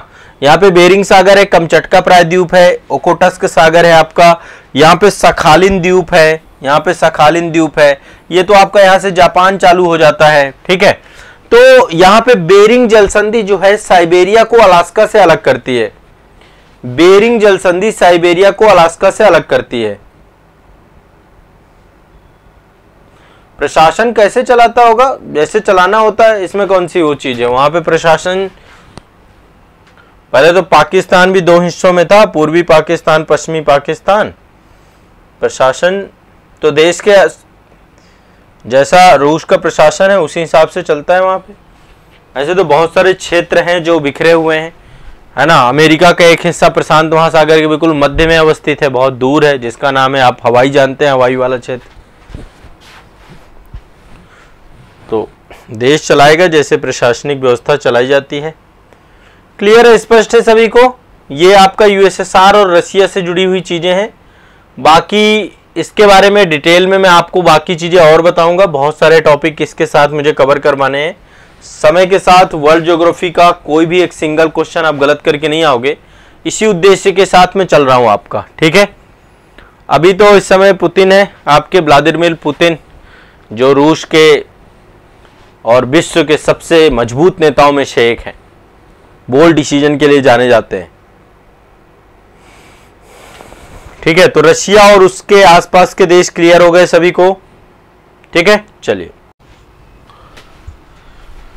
आज हम वर्ल्ड ज्योग्राफी मैपिंग के अंतर्गत जापान के बारे में समझने का प्रयास करेंगे। जापान से 1-2 क्वेश्चन बनते हैं। जापान में बहुत सारे द्वीप हैं, तो द्वीपों से क्वेश्चन पूछ लेता है ना। तो आज जो है हम लोग जापान से पूछेंगे, जो जापान का भूगोल है, ज्योग्राफी है, फिजिकल ज्योग्राफी है, उसको जानने समझने का प्रयास करेंगे। देखिए, ये प्रशांत महासागर क्षेत्र में अवस्थित है। यहाँ पे देखिए पैसिफिक ओशन है, चीन के पूरब में अवस्थित है, चीन कहें या कोरिया, चाइना है, कोरिया है, चाहे नॉर्थ कोरिया हो चाहे साउथ कोरिया हो। इधर देखिए आप, साउथ कोरिया है और ऊपर नॉर्थ कोरिया है। इनके पूर्व में अवस्थित है जापान, और पैसिफिक ओशन के पश्चिम में अवस्थित है, प्रशांत महासागर में अवस्थित है। यहाँ पे द्वीप हैं। जापान में यदि हम टोटल द्वीप की बात करें तो 14,125 द्वीप हैं इसमें टोटल, 14,125 छोटे बड़े सभी मिलाकर के टोटल द्वीपों की बात करें तो 14,125 द्वीप है टोटल, जिनमें से केवल 260 द्वीपों में ही लोग रहते हैं। जापान में 260 द्वीपों में ही लोग रहते हैं, ठीक है। अब विश्व में देखें तो सबसे ज़्यादा जो द्वीप है वो है इंडोनेशिया में। इंडोनेशिया में आप देखेंगे तो इंडोनेशिया में बहुत सारे द्वीप हैं। मेडागास्कर हो गया आपका, इंडोनेशिया में द्वीप का आकार बड़ा है। तो इंडोनेशिया, मेडागास्कर और पापुआ न्यू गिनिया के बाद जापान चौथा सबसे बड़ा द्वीप है, जहां पर आबादी बड़े स्तर पे रहती है। मैं ग्रीनलैंड की बात नहीं कर रहा हूं, ग्रीनलैंड अलग, उसको अलग तरीके से देखेंगे। तो आबादी की बात करें, इंडोनेशिया के बाद जापान दुनिया का दूसरा सबसे अधिक आबादी वाला द्वीप है। इंडोनेशिया में बहुत ज़्यादा आबादी रहती है। भारत, चाइना, यूएसए के बाद चौथे नंबर पे इंडोनेशिया ही आता है, आबादी के आधार पे चौथा स्थान है पूरे वर्ल्ड में। तो इंडोनेशिया में सबसे ज़्यादा आबादी रहती है। हम इंडोनेशियाई द्वीपों को भी देखेंगे तो यहाँ पर देखिए 4 सबसे बड़े द्वीप हैं जापान में, 4 सबसे बड़े द्वीप हैं। ये वाले मानचित्र से आप जापान का पूरा देख पा रहे होंगे, 4 द्वीप देख पा रहे होंगे। एक द्वीप ये है, दूसरा द्वीप यहाँ पे आप देख पा रहे होंगे ये है, तीसरा द्वीप ये है, चौथा द्वीप ये है, 4 द्वीप है। अब इन चारों द्वीपों से क्वेश्चन पूछता है आप सभी से कि क्रम से बताइए कि उत्तर से दक्षिण क्रम क्या है, कौन सा द्वीप सबसे बड़ा है, कौन सबसे छोटा है। तो सबसे पहले उत्तर से दक्षिण क्रम हम लोग देखेंगे, ठीक है। देखिए सबसे उत्तर में है आपका होक्काइडो, सबसे उत्तर में है होक्काइडो, ये आप देख पा रहे हैं, सबसे उत्तर में होक्काइडो है। आप लिख लीजिएगा उत्तर से, जापान के द्वीपों का क्रम उत्तर से दक्षिण, उत्तर से दक्षिण क्रम, जापान के द्वीपों का उत्तर से दक्षिण क्रम। तो सबसे उत्तर में होक्काइडो है, दूसरे नंबर पे होन्शु है, दूसरे नंबर पे होन्शु है, तीसरे नंबर पे शिकोकू है, चौथे नंबर पे क्यूशु है। फिर से एक बार देख लीजिए, होक्काइडो, होन्शु, शिकोकू, शिकोकू और क्यूशु। फिर से एक बार मैं यहाँ पे लिख देता हूं, ठीक है। होक्काइडो, होक्काइडो, दूसरा है आपका होन्शु, होन्शु, तीसरा है आपका शिकोकू, शिकोकू, और चौथा है आपका क्यूशु। ये 4 द्वीप हैं। क्षेत्रफल के आधार पे यदि देखें तो इनका, अब क्षेत्रफल के आधार पे सबसे बड़ा द्वीप आपका होन्शु है। ये तो उत्तर से दक्षिण क्रम हो गया आपका, नॉर्थ से साउथ का क्रम हो गया। दूसरा आधार बनाते हैं क्षेत्रफल के आधार पे, क्षेत्रफल के आधार पर,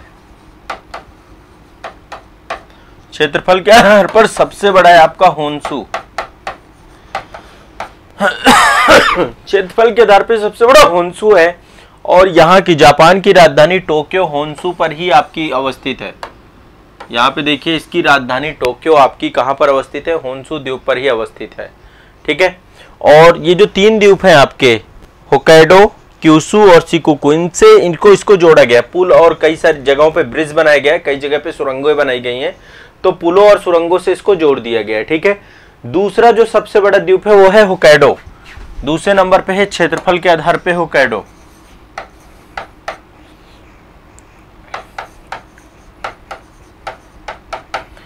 तीसरे नंबर पे है आपका शिकोकू, तीसरे नंबर पे आपका कौन सा है, माफ करिएगा, क्यूशु, ये है तीसरे नंबर पे क्यूशु,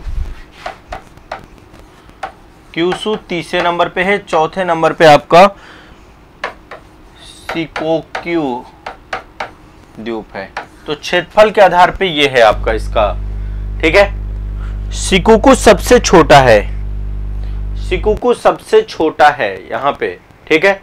सबसे कम आबादी वाला द्वीप भी है, ठीक है। सबसे कम आबादी भी शिकोकू में रहती है, कम आबादी।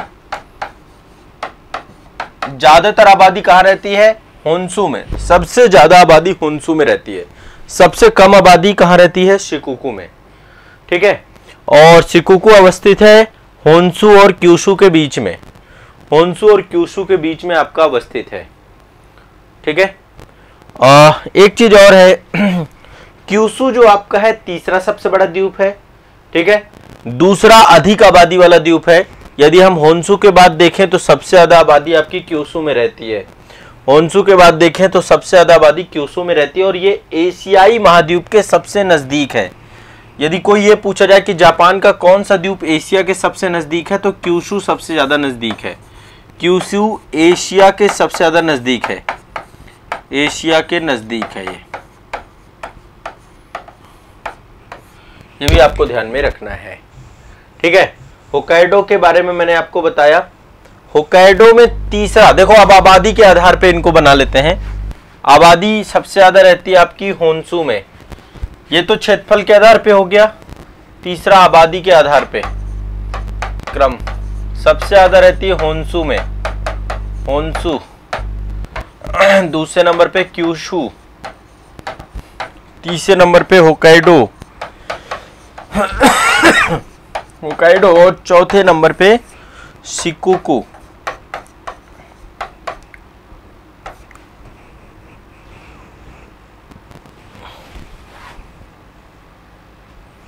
शिकोकू ये आपका आबादी के आधार पे है। ये क्रम पूछा जाएगा, उत्तर से दक्षिण क्रम पूछ जाएगा, दक्षिण से उत्तर क्रम भी पूछ सकता है आपसे, तो उल्टा भी याद रखिएगा। Kyushu, Shikoku, Honshu, Hokkaido.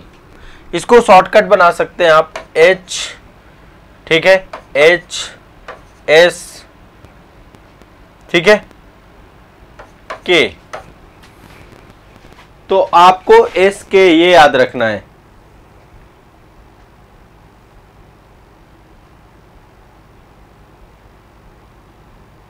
Hokkaido, Honshu, Shikoku, Kyushu. ठीक, वेरी गुड, लगभग सभी को क्लियर हो गया ये। अब देखो यहाँ पे बहुत सारे द्वीप है, ये सब प्रांत है आपका। होक्काइडो प्रांत है आपका, ऐसे ही आपका टोक्यो है, टोक्यो आपका यहाँ की राजधानी है। टोक्यो होन्शु में अवस्थित है। टोक्यो कहाँ पर अवस्थित है? होन्शु में अवस्थित है टोक्यो। यहाँ पर देखिए यहीं पर आपका होन्शु में नागोया भी है, ओसाका भी है। ठीक है, बहुत सारे द्वीप है। होक्काइडो के अंदर भी कई सारे हैं, ओशिमा, टेउरी द्वीप, रेबुन द्वीप, कई सारे द्वीप वहां पर भी अवस्थित है। तो अलग अलग द्वीप है, टोटल 14,000 द्वीप मैंने आपको बताया। सारे द्वीप जानने भी नहीं आप लोगों को, सब द्वीप जान के करेंगे भी क्या आप?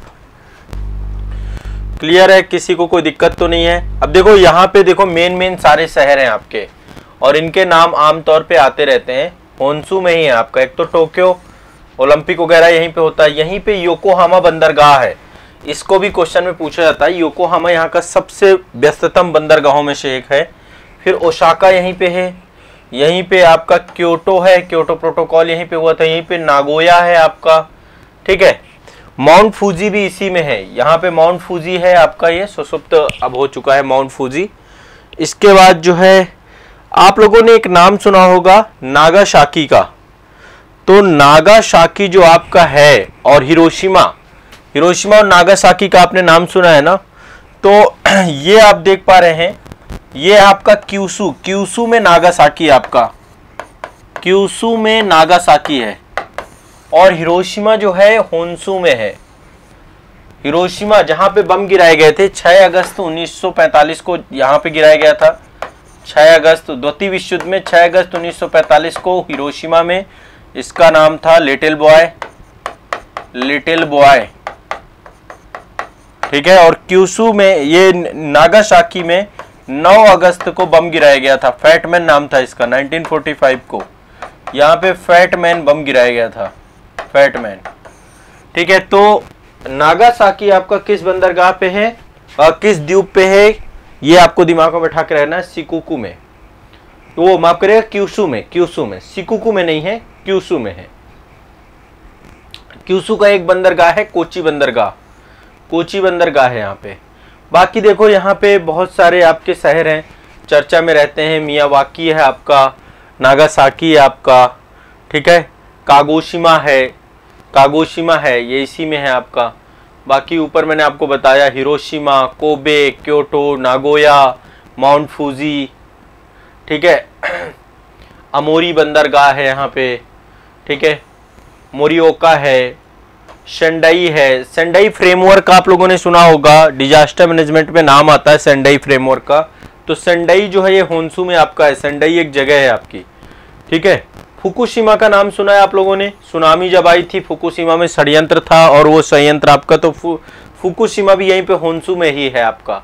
तो बड़े बड़े जितने भी महत्वपूर्ण शहर हैं सब होन्शु में ही अवस्थित है, और इसीलिए होन्शु को प्रशासनिक राजधानी बनाया गया है। हाँ, क्यूशु में नागासाकी है आपका, और हिरोशिमा आपका इसी में है आपका होन्शु में। तो ये आपको ध्यान रखना है, बेसिक चीजें, इनमें से ही कुछ क्वेश्चन आपके निकलेंगे। बंदरगाहों से क्वेश्चन आ जाते हैं, उत्तर नॉर्थ से साउथ क्रम से आ जाते हैं आपके। यहाँ पे देखिए जापान सागर है, जापान सागर है, तो इसको हम बाद में डिस्कस करेंगे। जापान सागर को, इसके साथ सीमा साझा करने वाले देश कौन कौन से हैं, जापान सागर को अलग से एक पर्टिकुलर सेशन में हम लोग ले लेंगे। अच्छा, एक चीज और ध्यान रखिएगा, ये रिंग ऑफ फायर में अवस्थित है। यहाँ पे प्लेटें मिलती हैं आपकी, पैसिफिक प्लेट है आपकी पैसिफिक प्लेट आपकी यहाँ पे मिलती है, तो रिंग ऑफ फायर में अवस्थित है आपका ये पूरा। इसीलिए इतने सारे छोटे छोटे द्वीप हैं, आप देख पा रहे हैं। बहुत सारे द्वीपों को लेकर विवाद भी है ना। ताइवान, चाइना और जापान के बीच में कई सारे द्वीपों को लेकर विवाद भी है, वो चर्चा में बने रहते हैं द्वीप। सेनकाकू को लेकर के विवाद है ना, सेनकाकू द्वीप को लेकर के चर्चा बनी रहती है हमेशा। क्यूराइल द्वीप को लेकर के विवाद है, उसको लेकर के भी चर्चा बनी रहती है, आप लोग न्यूज़पेपर में पढ़ते हैं इनको लेकर के। सर कौन सी टेक्टोनिक प्लेट है वो भी बता दीजिए। ठीक है, यहाँ पे देखिए जो प्लेट टेक्टोनिक है, एक तो पहली बात है इसको पूरा रिंग ऑफ फायर बोलते हैं। यहाँ पे ज्वालामुखी बहुत सारे हैं और ज्वालामुखी द्वीप बहुत सारे हैं। यहाँ पे एक तो आपकी पैसिफिक प्लेट है, ये ओशनिक प्लेट है, आपकी प्रशांत महासागरीय प्लेट है, प्रशांत महासागरीय प्लेट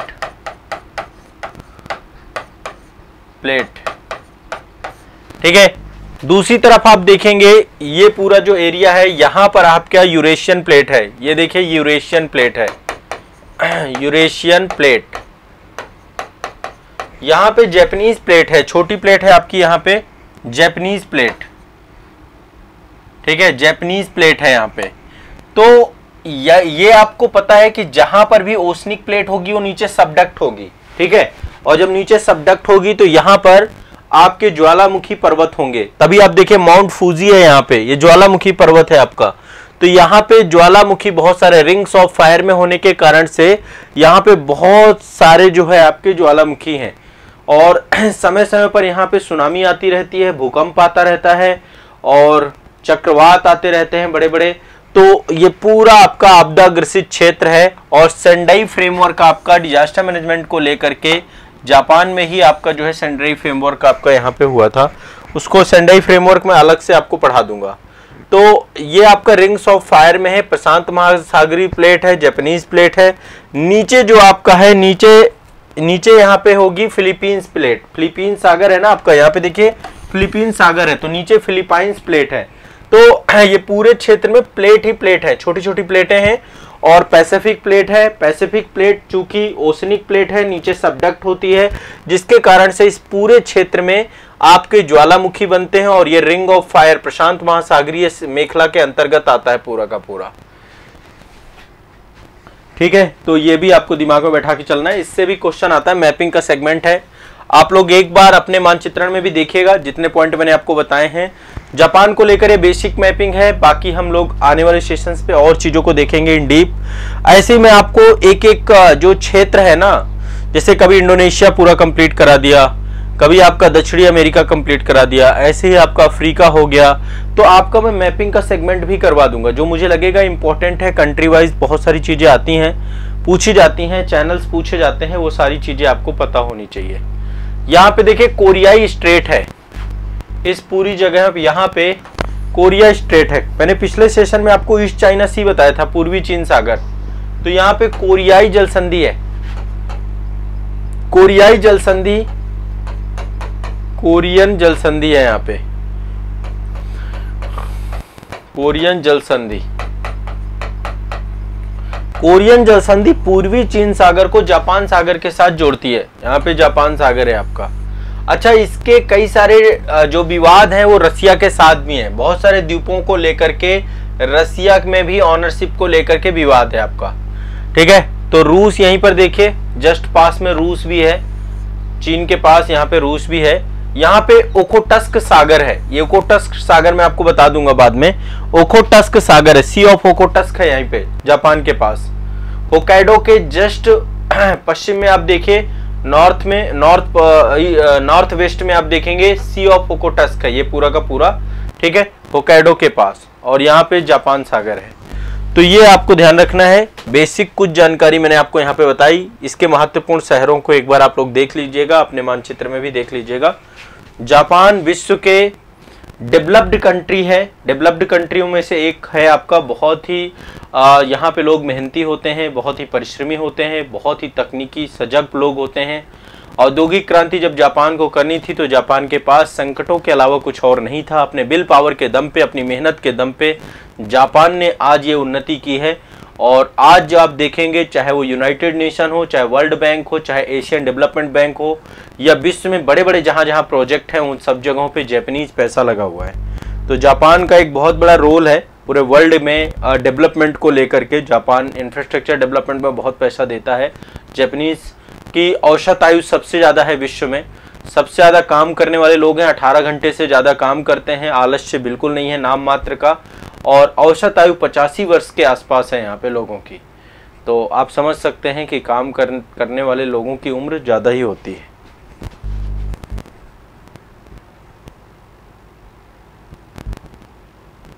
विवादित में अभी देखो नेक्स्ट सेशन, मतलब एक सेशन में ही बहुत सारी चीज़ें बता दूंगा, तो ये चीज़ें ज़्यादा हो जाएंगी। एक सेशन और ले लेंगे जिसमें चाइना और जापान के बीच में जो डिबेट है, रशिया और जापान के बीच में जो डिबेट है, ताइवान और चीन के बीच में जो डिबेट है। तो यहाँ पे बहुत सारे द्वीप जो हैं वो विवादित हैं आपके। ठीक है, और आमतौर पे आप लोग न्यूज़ में सुनते भी रहते होंगे कि आज चाइना ने जो है जापान के ऊपर से जो है अपने एरोप्लेन्स और अपने फाइटर प्लेन्स भेज दिए, और इधर भी जापान भी अपने फाइटर प्लेन्स भेज दिया। ये बहुत सारी चीज़ चलती। अच्छा, विश्व का एकमात्र देश जहाँ पे परमाणु हमला हुआ है, तो परमाणु हमला झेलने वाले देशों में से एक देश यदि कोई है तो वो जापान ही है आपका, है ना। चलिए, विश्व को भूगोल के अंतर्गत जब हम मैपिंग की बात करते हैं तो उत्तरी अमेरिका महादेश में कनाडा और यूएसए के मध्य जो है यहाँ पर ग्रेट लेक एरिया है। ये आपका कनाडा है और ये आपका यूनाइटेड स्टेट है। तो यदि यहाँ पर इस पूरे रीजन पे देखें तो यहाँ पर ग्रेट लेक एरिया है। यहाँ पे कई सारी झीलें हैं, एक झील नहीं है, कई सारी झीलें हैं। और मैं मजे की बात आपको बताऊं कि ये पूरा का पूरा क्षेत्र आपका औद्योगिक क्षेत्र है। यहाँ पे बहुत सारी इंडस्ट्रीज हैं। ठीक है, ये एक अद्वितीय औद्योगिक प्रदेश है जो लेक वाला एरिया है। ठीक है, इसको महान झील क्षेत्र भी कहते हैं। यहाँ पे बहुत सारे खनिज भी पाए जाते हैं और यहाँ पे बहुत सारी कंपनियां हैं जो कि खनिज को लेकर के, रसायन विज्ञान को लेकर, जल विद्युत निर्माण को लेकर, परिवहन को लेकर के यहाँ पे कई सारे केंद्र हैं आपके। ठीक है, यहाँ तक बहुत सारे यहाँ पे मांस को लेकर के मांस इंडस्ट्री यहाँ पे स्टैब्लिश है। बहुत बड़ी मंडी है, बंदरगाह है, यहाँ पे लौह धातु के केंद्र हैं। यहाँ पे कई सारी धातुओं को लेकर के यहाँ पे लौह अयस्क के केंद्र भी स्टैब्लिशमेंट किए गए। ऑटोमोबाइल सेक्टर भी स्टैब्लिश है। तो यहाँ पे यूएसए के बहुत मेजर, देखिए आप मैप में देखिए, इस पूरे रीजन पे देखिए आपको कितने सारे आपको औद्योगिक क्षेत्र दिख रहे हैं। तो ग्रेट लेक एरिया को आज हम समझने का प्रयास करेंगे। आप सभी को मैं आपको महान झील क्षेत्र को समझाना चाहूंगा और यहां से जितने भी क्वेश्चन हैं, क्वेश्चन बनते ही बनते हैं हर बार और आपको जानकारी होनी चाहिए।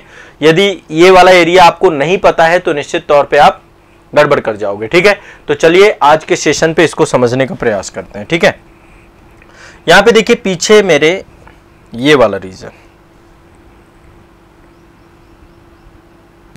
ये आप देख पा रहे हैं, ये 5 झीलें हैं आपकी। ये वही 5 झीलें हैं जिनको मैं ग्रेट लेक्स बोलता हूं। और यहाँ पे एक तो सुपीरियर झील है, ऊपर देखिए ये लेक सुपीरियर है, विश्व की दूसरी सबसे बड़ी झील है और मीठे पानी की सबसे बड़ी झील है आपकी। ठीक है, सुपीरियर झील है। इसके बाद यहाँ पे देखिए, यहाँ पे मिशिगन झील है, दूसरी आपकी झील कौन सी है, मिशिगन। फिर यहाँ पे ह्यूरन झील है तीसरी झील।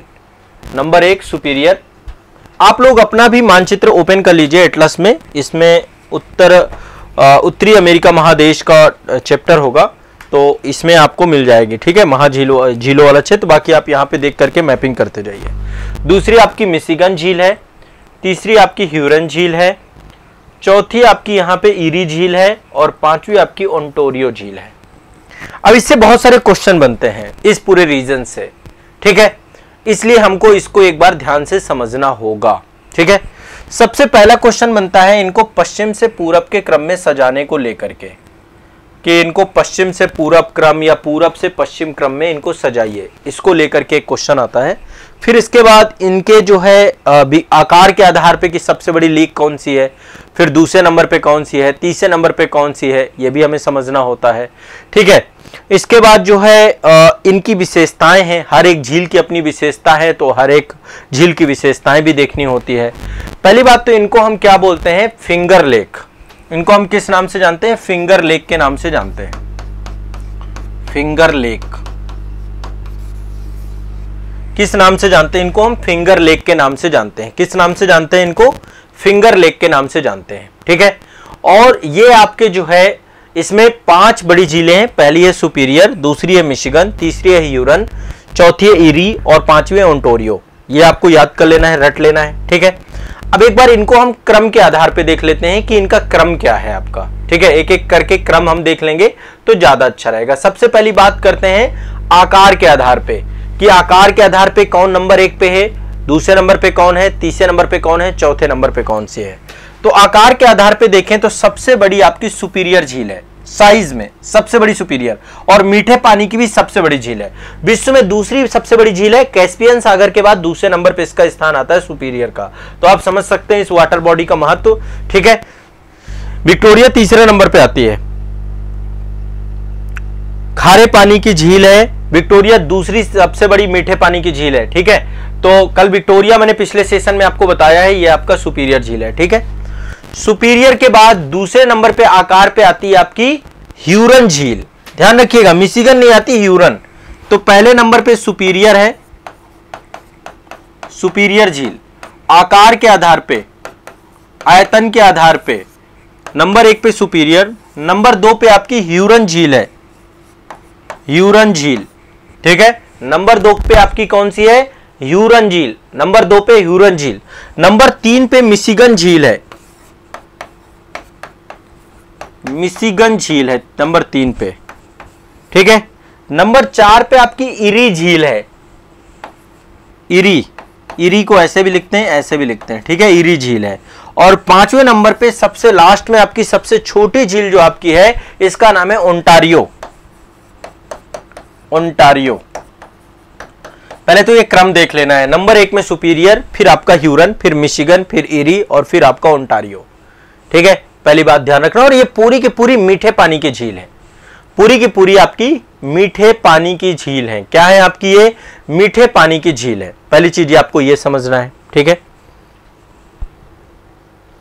हाँ, ये नॉर्थ अमेरिका में आपको मिलेंगी सारी की सारी झीलें। एटलस आप संस्थान से मंगवा सकते हैं। यदि किसी को भी एटलस चाहिए तो एटलस के लिए आप संस्थान को कांटेक्ट कर लीजिए, आपको संस्थान से स्टडी टुडे पब्लिकेशन का एटलस मिल जाएगा। यदि आपको नहीं मिल रहा है, क्योंकि स्टडी टुडे पब्लिकेशन का एटलस आमतौर पे कई जगह पे नहीं मिलता, तो आप अपनी संस्था में आजाद पब्लिकेशन में कांटेक्ट करिए। हमारी वेबसाइट है www.azadpublication.com, वहां से भी आपको एटलस आपके घर तक पहुंच जाएगा। आप ऑर्डर कर दीजिए, आपको ऑटोमेटिक घर यहां से भेज दिया जाएगा, आपके घर पे आपको रिसीव हो जाएगा, ठीक है। तो azadpublication.com में आपको एटलस मिल जाएगा स्टडी टुडे पब्लिकेशन का, ठीक है। तो यहां पे ये आपका पहले तो ये क्रम आपको याद कर लेना है, ठीक है। अब यहां पे एक दो फैक्ट हैं, इन फैक्ट को भी ध्यान में रखिएगा। पहली बात ये हिमानी झीलें हैं आपकी। हिमानी मतलब इनमें बर्फ भी, मतलब बर्फ से भी ढक जाती हैं। जब जो है उत्तरी गोलार्ध में आपका उत्तरायण सूर्य दक्षिणायन होता है तो शीत ऋतु में ये पूरी बर्फ से जुड़ जाती हैं, और ऐसे भी सामान्य समय पे भी, क्योंकि शीतोष्ण कटिबंध में अवस्थित है। तो ये हिमानी झीलें पहली बात। सबसे बड़ी मीठे पानी की व्यवस्था है पूरे धरातल की बात करें तो ये सबसे बड़ा तंत्र है मीठे पानी का, सुपीरियर। ये सब मिला दीजिए तो सोचिए कितनी बड़ी जो है मीठे पानी के जल का तंत्र है आपका, ठीक है। पृथ्वी की सतह पर जितना भी मीठा पानी है उसका 1/5वां भाग यहां पर है। 1/5 हिस्सा मीठे पानी का ये झीलों के पास है। तो आप समझ सकते हैं इसका इंपॉर्टेंस कितना है पृथ्वी के लिए। ठीक है। अच्छा, केवल और केवल ये, अब इनका उपयोग क्या क्या हो सकता है? पहली बात तो पेयजल के लिए, दूसरा सिंचाई के लिए। तभी आप देखते हैं अमेरिका के पास आज के टाइम पे जो संसाधन है, नेचर ने ही बहुत कुछ दे रखा है अमेरिका को। बड़ा भूभाग दे रखा है और साथ साथ दोनों तरफ समंदर दे रखा है, यानी बंदरगाह दे रखे हैं, ये मीठे पानी का स्रोत दे रखा है आपका। ठीक है। तो पेयजल के लिए, सिंचाई के लिए, परिवहन के लिए, और यहाँ पे बहुत सारे आपके खनिज पदार्थ पाए जाते हैं। उन खनिज पदार्थों के लिए भी ये क्षेत्र बहुत ज्यादा इंपॉर्टेंट है। ठीक है। तो एक तो आपको ये दिमाग में बैठाना है। अब देखो, इनसे बहुत सारे क्वेश्चन आपके बनते हैं। इन क्वेश्चन को एक तरीके से समझने का प्रयास करते हैं। देखिए, यहां पे लेक मिशिगन है, ये आप देख पा रहे हैं, लेक मिशिगन है। ये पूरी तरीके से यूएसए में अवस्थित है। केवल और केवल एक ही लेक है मिशिगन जो पूरी तरीके से यूएसए में अवस्थित है। बाकी यदि आप दोनों लेकों को देखेंगे, लेक सुपीरियर यूएसए कनाडा की बॉर्डर बनाती है। ठीक है। इसके बाद लेक ह्यूरन यूएसए कनाडा की बॉर्डर पे है आपका। ठीक है। लेक इरी ये भी आपकी यूएसए कनाडा की बॉर्डर पे है, और यहां पे लेक ओंटारियो ये भी यूएसए कनाडा की बॉर्डर पर है। केवल और केवल लेक मिशिगन ही पूरी तरीके से संयुक्त राज्य अमेरिका में है। तो एक क्वेश्चन आपका ये भी बन सकता है कि महान झील क्षेत्र, इसको ग्रेट लेक एरिया बोलते हैं, महान झील क्षेत्र में कौन सी झील ऐसी है जो पूरी तरीके से यूएसए में है, संयुक्त राज्य अमेरिका में है? तो वो कौन सी आपकी होगी? वो आपकी होगी लेक मिशिगन। क्लियर है भाई? किसी को कोई दिक्कत तो नहीं है इसमें से? सिंपल सा है। ठीक है। ये हिमानी झीलें हैं क्या? हाँ। ठीक है। इनका क्रम यदि कोई पश्चिम से पूरब पूछता है तो पश्चिम से पूरब तो क्या होगा? पहले आपकी, हाँ, अब एक बार इनका क्रम देख लेते हैं। पश्चिम से पूरब क्रम, ठीक है, क्रम देख लेते हैं। पश्चिम से पूरब क्रम देख लेते हैं। ठीक है। पश्चिम से पूरब क्रम। देखो, ये एग्जाम टाइम पे ना थोड़ा सा क्या होता है, ये चीजों में हम परेशान हो जाते हैं, इसलिए एक बार ध्यान से समझना है। नंबर 1 पे सुपीरियर है, सबसे पहले सबसे पश्चिम में सुपीरियर है। ठीक है। नंबर 2 पे आपका कौन सा है? नंबर 2 पे आपका जो है मिशिगन झील है। आप देखो, पहले सुपीरियर है, फिर मिशिगन पड़ती है आपकी, मिशिगन। ये क्रम के आधार पे बता रहे हैं ना। नंबर 3 पे आपका ह्यूरन पड़ती है, ह्यूरन, लेक ह्यूरन पड़ती है आपकी। ठीक है। इसके बाद आपकी इरी है, नंबर 4 पे आपका इरी है, इरी। और नंबर 5 पे ओंटारियो है, ओंटारियो। ये आपका क्रम है, पश्चिम से पूरब क्रम है झीलों का, पश्चिम से पूरब क्रम है। पहले सुपीरियर है, फिर मिशिगन है, फिर आपकी जो है ह्यूरन है, फिर एरी है, फिर ओंटारियो है। सर, इसमें डिस्प्यूट नहीं होता है क्या दोनों देशों के बीच में? यहां एक नदी में 3 स्टेट में डिस्प्यूट होते हैं। देखिए क्या है ना, अमेरिका ने अपने पड़ोस को बहुत सही तरीके से रख रखा है। ठीक है। अपने कनाडा के साथ अमेरिका के बहुत ब्रदरहुड रिलेशन है, कोई दिक्कत नहीं है वहां पे। पाकिस्तान जैसे नहीं है कनाडा वहां पे। अमेरिका ने अपने आसपास को 2-3 देशों के साथ संबंध खराब भी थे, जैसे क्यूबा के साथ खराब थे, तो बराक ओबामा के टाइम पीरियड पे उनको भी सामान्य बनाया गया। अभी मैक्सिको के साथ कई बार ट्रंप सरकार के समय, तो अभी जो जब से ये सरकार आई है तो इसने मैक्सिको के बाद साथ भी संबंध, तो थोड़ा बहुत संबंधों में आती है टकरार, नहीं तो संबंधों बहुत अच्छे संबंध अपने आस पड़ोस को सही कर रखा। कनाडा के साथ तो एक तरीके से ये मान लीजिए यूएसए कनाडा भाई भाई का रिलेशन है। ठीक है। जो यूएसए कहेगा, कनाडा की विदेश नीति भी यहां तक काफी हद तक जो है यूएसए और कनाडा की विदेश नीति में आप बहुत अंतर नहीं पाओगे। ठीक है। तो ये एक दूसरे के साथ कॉपरेशन के साथ आगे बढ़ रहे हैं, ये सबसे बड़ी चीज है। और यही चीज यदि आपका सार्क कंट्रीज में आ जाए, सार्क देशों में आ जाए, है ना, चाहे वो आपका पाकिस्तान हो या बांग्लादेश हो या नेपाल हो, चाहे भूटान हो या श्रीलंका हो, अफगानिस्तान हो, ये सारे देश एकजुट हो जाएं, तो आप सोचिए भारत बहुत डेवलप कर जाएगा। चाइना भी इस बात को समझ ले तो चाइना भी डेवलप कर जाएगा। तो अमेरिका करता क्या है, दूसरे पड़ोसों को खराब करेगा, हमारे पाकिस्तान से रिलेशन खराब करा देगा, हमारे अफगानिस्तान से रिलेशन खराब कर देगा, और अपना पड़ोस बिल्कुल ओके करके रखता है। तो वो उसकी एक विदेश नीति का हिस्सा है कि भैया पड़ोस सही रहेगा तो सब कुछ सही रहेगा। ठीक है। बहुत बड़ा एग्जाम्पल है आपका ये। ठीक है। तो ये आपको दिमाग में बैठाना है सभी को। क्लियर है? तो अच्छा, विश्व की सबसे बड़ी झील कोई पूछ लेता है कि विश्व की सबसे बड़ी झील कौन सी है, तो वो कौन सी झील है? ठीक है, कैस्पियन सागर झील। कैस्पियन सागर झील कजाकिस्तान, रूस, तुर्कमेनिस्तान, अजरबैजान और ईरान से जुड़ी हुई है, 5 देशों से कैस्पियन सागर झील। नाम फिर से बता रहा हूं, ये पढ़ा चुका हूं मैं कैस्पियन सागर को। कजाकिस्तान, रूस, तुर्कमेनिस्तान, अजरबैजान और ईरान। ठीक है, इसके बाद जो है दूसरे नंबर पे है सुपीरियर झील। सुपीरियर झील कनाडा और यूएसए दोनों की बॉर्डर बनाती है। ठीक है, फिर इसके बाद आपकी विक्टोरिया आती है तीसरे नंबर पे, थर्ड नंबर पे। कल ही पढ़ाया था आपका, युगांडा, तंजानिया और केन्या तीनों की बॉर्डर में सीमा साझा करती है, युगांडा, तंजानिया और केन्या। इसके बाद ह्यूरन झील आपकी आती है, सुपीरियर के बाद ह्यूरन आती है ना, तो ह्यूरन देखा जाए तो विश्व में चौथी सबसे बड़ी झील है ह्यूरन, कनाडा और यूएसए के बीच में ये भी बॉर्डर बनाती है। इसके बाद 5वें नंबर पे मिशिगन आती है आपकी, मैं वर्ल्ड की बात कर रहा हूं। पहले नंबर पे कैस्पियन सागर, दूसरे नंबर पे सुपीरियर, तीसरे नंबर पे विक्टोरिया, चौथी नंबर पे ह्यूरन। ठीक है, फिर मिशिगन। यहां पे नहर प्रणाली भी पूरी स्टैब्लिशमेंट की गई है, पूरी इनको लेक के माध्यम से जोड़ा भी गया, इन झीलों को लेक के माध्यम से, देखिए वो माफ करेगा, नहर के माध्यम से यहां पर कैनाल्स बनाए गए, कैनाल्स के माध्यम से आपस में इनको जोड़ दिया गया है ताकि नौका गम्य रहे, यहां से ट्रांसपोर्टेशन का कार्य हो सके, सेंट बंदरगाह से इनको जोड़ दिया जाए। आप देखो कितना अच्छा सिस्टम डेवलप किया गया है। आप यहां पे देखिए, यहां पे सेंट लॉरेंस नदी है, सेंट लॉरेंस नदी से जो भी मतलब आपका जो परिवहन है, ट्रांसपोर्टेशन, देखो वाटर वेज कैसे डेवलप किया गया है। सेंट लॉरेंस नदी है, कनाडा में जाकर के गिरती है आपकी। ठीक है, तो यहां पे हडसन की खाड़ी है, हडसन की खाड़ी में जल गिराती है, तो इससे नहर आपकी पूरी जोड़ी गई है। और फिर ये ओंटारियो से नहर होकर के इरी में जाती है, इरी से नहर को ह्यूरन पे जोड़ा गया है और ह्यूरन को सुपीरियर के साथ जोड़ दिया गया है। पूरा एक प्रॉपर लेक सिस्टम स्टैब्लिशमेंट किया गया है, एक ट्रांसपोर्टेशन वे स्टैब्लिश किया गया है। और इसके बाद यहां से फिर आपका जो स्थल मार्ग है, स्थल मार्ग के साथ इसको जोड़ दिया गया है। ठीक है, तो इस तरीके से ये पूरा एक स्टैब्लिशमेंट किया गया है। अच्छा, बॉर्डर डिस्प्यूट भी नहीं है, कनाडा और अमेरिका के बीच में कोई बॉर्डर 649 पैरेलल है, वही दोनों की बॉर्डर्स को निर्धारित करते हैं और फिर ग्रेट लेक्स आपके कराते हैं। ठीक है, तो ये आपकी टॉप 5 झीलें थी। पहले नंबर पे कैस्पियन सागर, दूसरे नंबर पे सुपीरियर, फिर विक्टोरिया, फिर ह्यूरन, फिर मिशिगन।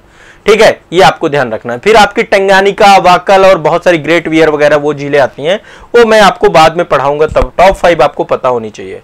ठीक है, तो एक जानकारी आपकी ये है। अब थोड़ा सा एक एक करके सभी झीलों के बारे में थोड़ा सा डिस्कस कर लेते हैं।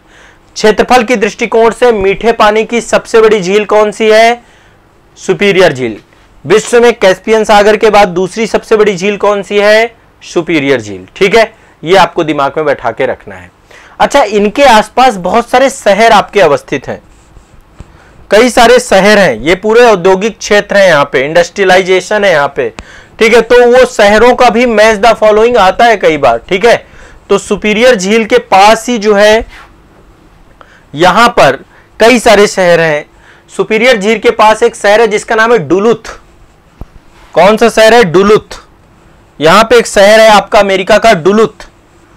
डुलुथ ये आपका औद्योगिक शहर है। ठीक है, यहीं पे अवस्थित है। यहां पे लोहा उद्योग का बहुत ज्यादा एस्टेब्लिशमेंट हुआ है। ठीक है, इसके बाद यहां पे सू कैनाल है। देखो सू कैनाल, ये आप देख पा रहे हैं, जो कैनाल मैंने बनाई थी ये आपका सुपीरियर को ह्यूरन के साथ जोड़ती है, सू कैनाल। ठीक है, सू कैनाल। और यहीं पर सू कैनाल के पास सॉल्ट सेंट मैरी पोर्ट भी एस्टेब्लिशमेंट किया है, जो कि कनाडा का एक बंदरगाह है। तो कनाडा का एक बंदरगाह यहीं पर है जिसका नाम है सॉल्ट सेंट मैरी पोर्ट। ठीक है, ये आपका यहां पे एस्टेब्लिशमेंट किया गया है। इसके बाद जो है ह्यूरन झील आपकी आती है, दूसरी बड़ी झील। ये आपकी जो है यहीं पर सडबरी शहर आपका एस्टेब्लिशमेंट है, यहीं पर है सडबरी। डुलुथ आपका सुपीरियर के पास है, यहीं पर है सडबरी। सडबरी सडबरी सडबरी ये भी आपका एक औद्योगिक क्षेत्र है। सडबरी शहर अवस्थित है और ये कनाडा में अवस्थित है। सडबरी, सडबरी कहां पे अवस्थित है? आपका कनाडा का शहर है। ठीक है, इसमें मानचित्र में है क्या? ठीक है, इसमें सारे नहीं दिखाए गए हैं, कोई दिक्कत नहीं है, लेकिन मैं आपको बताता जा रहा हूं। आप लोग एक बार अपने मानचित्र में इनको सर्च कर लीजिएगा। ठीक है, तो सडबरी में निकेल उत्पादन बहुत स्तर पे होता है। ठीक है, निकेल उत्पादन भी होता है और तंबाकू और प्लेटिनम का भंडार भी बहुत ज्यादा यहां पर देखने को मिलता है। तंबाकू का उत्पादन किया जाता है सटबरी में और प्लेटिनम के भंडार भी सटबरी में बहुत ज्यादा देखने को मिलेंगे। तो सटबरी आपका ह्यूरन लेक से जुड़ा हुआ है, डुलूथ आपका सुपीरियर झील से जुड़ा हुआ है। ठीक है, मिशिगन लेक, मिशिगन लेक के बारे में मैंने आपको बताया पूरी तरीके से ये दक्षिणी अमेरिका के पास है, मतलब वो माफ करेगा यूएसए के पास है, संयुक्त राज्य अमेरिका में अवस्थित लेक है मिशिगन आपका। तो ये कनाडा की सीमा पे नहीं है, बाकी सारी की सारी कनाडा की सीमा पर है, ये कनाडा की सीमा पे नहीं है। यहां पे कई सारे शहर है, शिकागो का नाम आपने सुना है, शिकागो आप देखिए यहां पे अवस्थित है, ये है आपका शिकागो, ये है आपका शिकागो। शिकागो जो अमेरिका का सबसे महत्वपूर्ण शहर है, यहीं पर हमारे स्वामी विवेकानंद जी के द्वारा 1893 में जब विश्व धर्म संसद का आयोजन किया गया था तो शिकागो में ही भाषण दिया गया था आपका। 1893 में हिंदू धर्म पर प्रतिष्ठित भाषण दिया गया था। ठीक है, इसके अलावा मिल्वॉकी शहर है, यहां पर ही मिल्वॉकी शहर है, यह भी आपका एक औद्योगिक शहर है। यहीं पर एक शहर है गैरी शहर, अमेरिका का गैरी, गैरी भी यहीं पर अवस्थित है। तो गैरी है, मिल्वॉकी है, शिकागो है, ये सारे के सारे आपके यहाँ पे। और यहाँ पे ऑटोमोबाइल इंडस्ट्री आपकी, मीट इंडस्ट्री है, मांस उद्योग भी यहाँ पे एस्टेब्लिशमेंट है। तो ये आपका एक बहुत इंपॉर्टेंट आपकी जो है झील है। इसके बाद देखो इरी है आपका, अगली झील है आपकी इरी। ठीक है, इरी में कई सारे शहर हैं, जैसे एक आपका शहर है डेट्रॉयट, बहुत फेमस शहर है यहाँ पे डेट्रॉयट। ठीक है, मैं आपको ऊपर वाले मानचित्र में दिखा देता हूं, यहां पर है आपका, यहां पे ये है डेट्रॉयट।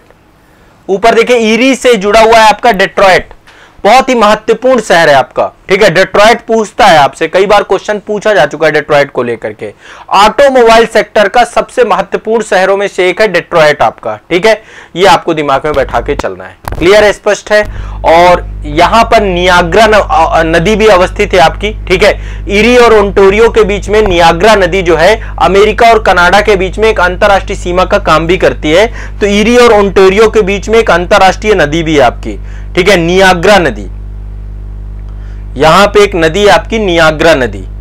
ठीक है, तो नियाग्रा नदी आपकी जो है यहां पे सीमा बनाती है पूरी तरीके से। ठीक है, अंतरराष्ट्रीय सीमा बनाती है नियाग्रा नदी, और नियाग्रा नदी पर ही नियाग्रा जलप्रपात अवस्थित है, बहुत ही फेमस जलप्रपात है आपका। ठीक है,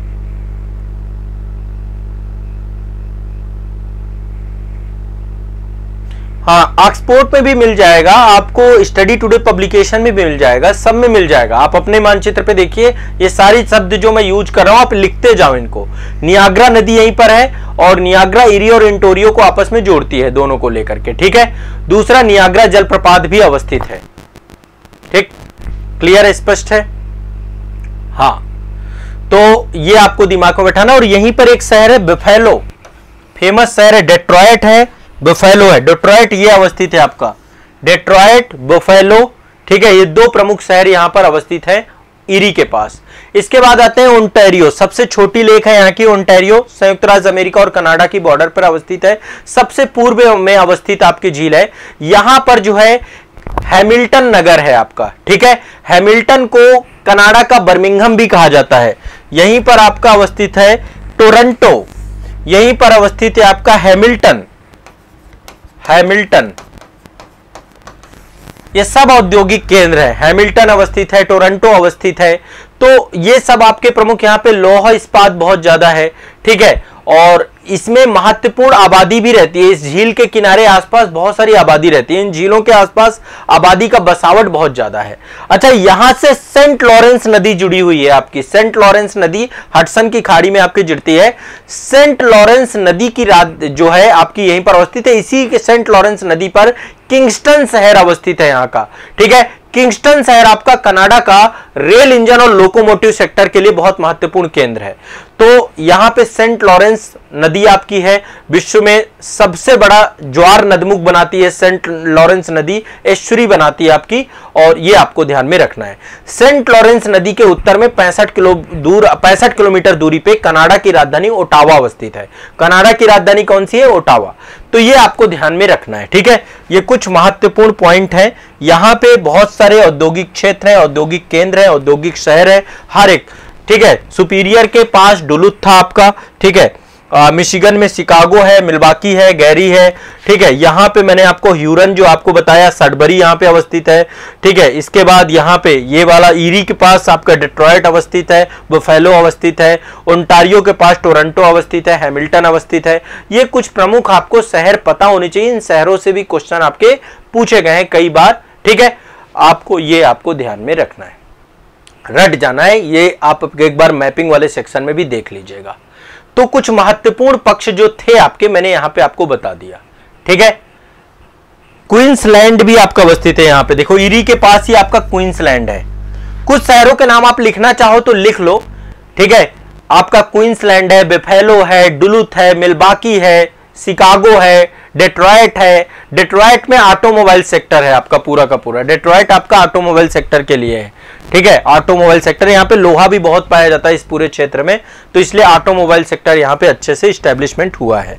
तो यूनाइटेड स्टेट का ये बेस्ट जो है आपका औद्योगिक क्षेत्र है, और स्वच्छ पानी पेयजल योग के लिए भी बहुत इंपॉर्टेंट है। एग्रीकल्चर सेक्टर भी है यहाँ पे बड़े स्तर पे, प्रेयरी घास के मैदान भी यहाँ पे पाए जाते हैं, ठीक है। प्रेयरी घास के मैदान भी पाए जाते हैं इस पूरे क्षेत्र में। तो ये आपका महान झील क्षेत्र का मैपिंग वाला सेगमेंट था। मैपिंग वाली चीजें जो है मैंने आपको यहां पर बता दी। शीतोष्णकटिबंधीय घास के मैदान जो आपके यहां पे पाए जाते हैं।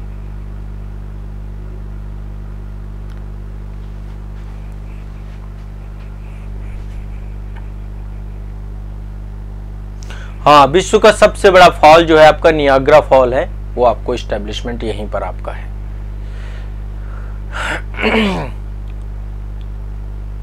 ठीक है, नियाग्रा जलप्रपात किसके किसके बीच में स्थित है? ईरी और ओंटारियो के बीच में।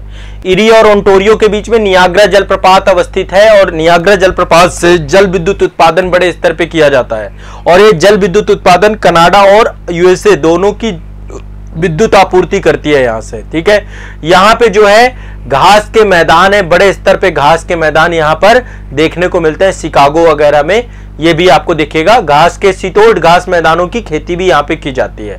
ठीक है, विशाल घास के मैदान यहां पर देखने को मिलते हैं। ठीक है, औद्योगिक नगर सुपीरियर के किनारे आपका डुलुथ है, मैंने आपको बताया। मिशिगन के पास गैरी आपका जो है शिकागो है, और ईरी के पास आपका डेट्रॉयट है। इसके बाद आपका जो है अलग अलग मैंने सबके सारे के सारे नाम आपको बता दिए हैं। क्लियर है, स्पष्ट है भाई सभी को? अब कोई दिक्कत वाली बात नहीं है। हाँ चलिए, फिंगर लेक के भी नाम से जानते हैं। तो ये आपका महान झील क्षेत्र है। देखो, मैपिंग में हमें A to Z चीजें एक एक करके देखते जाना है, पढ़ते जाना है। ठीक है, विश्व के भूगोल के अंतर्गत एक बहुत ही महत्वपूर्ण टॉपिक है आपका, जो आपकी झीलें हैं। झीलों से क्वेश्चन आपके पूछे जाते हैं, और दो तीन चीजें झीलों से पूछता है। सबसे पहली, यदि किसी झील से किसी नदी का उद्गम हो रहा है तो वो पूछ लेता है, या फिर ये पूछ लेता है कि वो झील किन किन देशों के साथ सीमा साझा कर रहा है, और या तो झील से जो है बहुत सारे करंट ओरिएंटेड टॉपिक भी आपके चर्चा में रहते हैं। तो अभी हाल ही में जो है विक्टोरिया झील बहुत चर्चा में रही है, और विक्टोरिया झील में जैव विविधता के खतरा को लेकर के कई सारे आपकी रिपोर्ट आई हैं।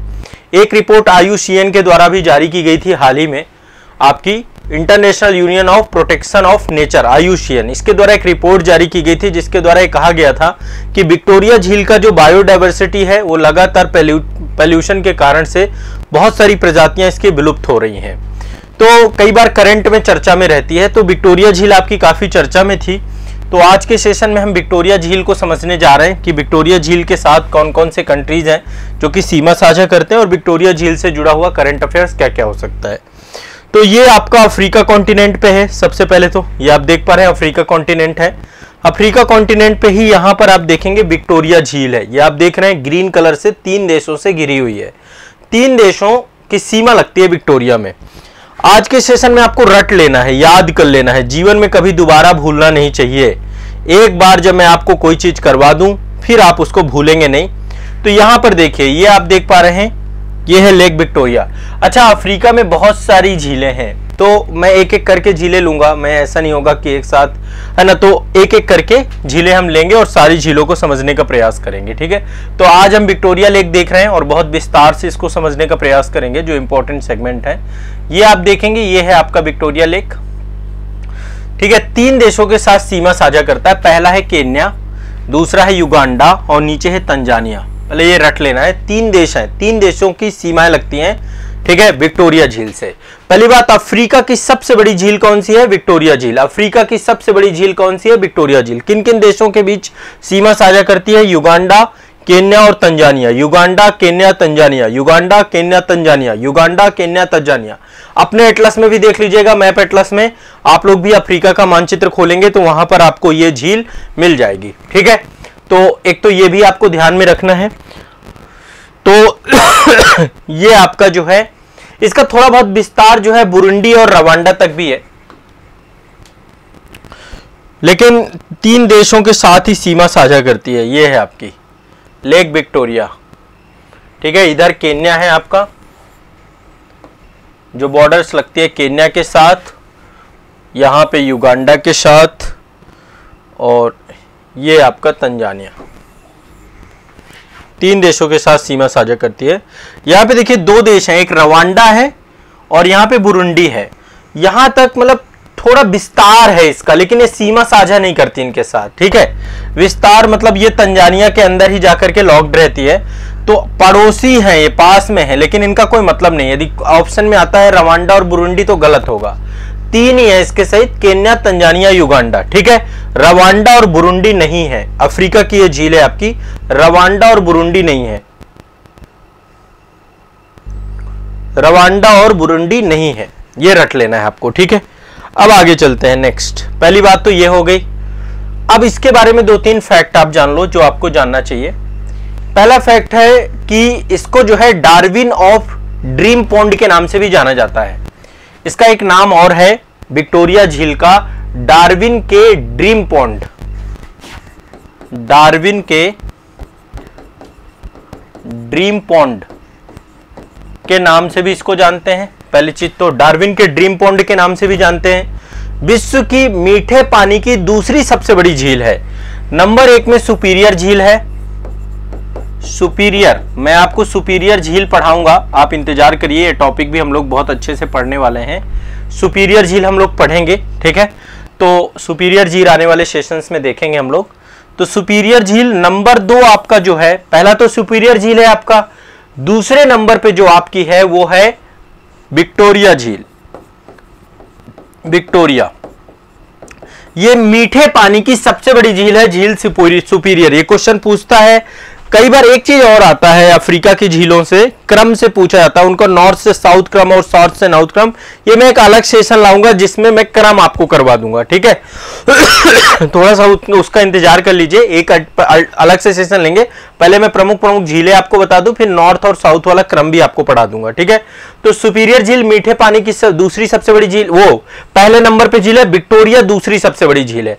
अच्छा, क्षेत्रफल की दृष्टि से पूरे विश्व में इसका तीसरा स्थान है विक्टोरिया का। पहले नंबर पे है कैस्पियन सागर। कैस्पियन सागर खारे पानी की झील है।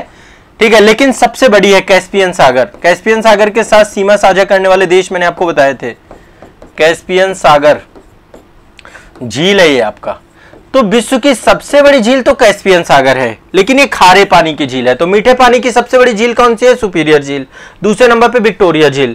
लेकिन यदि आपसे पूछ ले कि क्षेत्रफल के आधार पे विश्व की सबसे बड़ी झील कौन सी है, तो कैस्पियन सागर है। मीठे पानी की सबसे बड़ी झील कौन सी है? तो सुपीरियर झील है। अच्छा, विक्टोरिया वर्ल्ड में तीसरे नंबर की झील है यदि हम खारे और मीठे दोनों को कंबाइंड कर दें तो।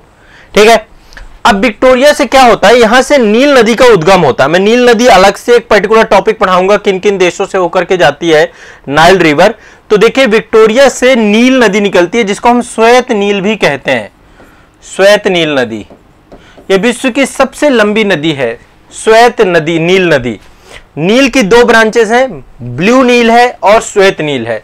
तो ब्लू नील जो है लेक टना से निकलती है और व्हाइट नील आपकी विक्टोरिया से निकलती है। तो सबसे बड़ी जो आपकी नदी निकलती है वो निकलती है विक्टोरिया से। अफ्रीका की नहीं, विश्व की सबसे बड़ी नदी है। ठीक है, तो इसका उद्गम स्रोत है आपका। एक ये आपको ध्यान में रखना है। अच्छा, एक और बहुत बड़ा जो इंपॉर्टेंट सेगमेंट है जो आपको जानना है, विषुवत रेखा आपकी विक्टोरिया झील से होकर के जाती है।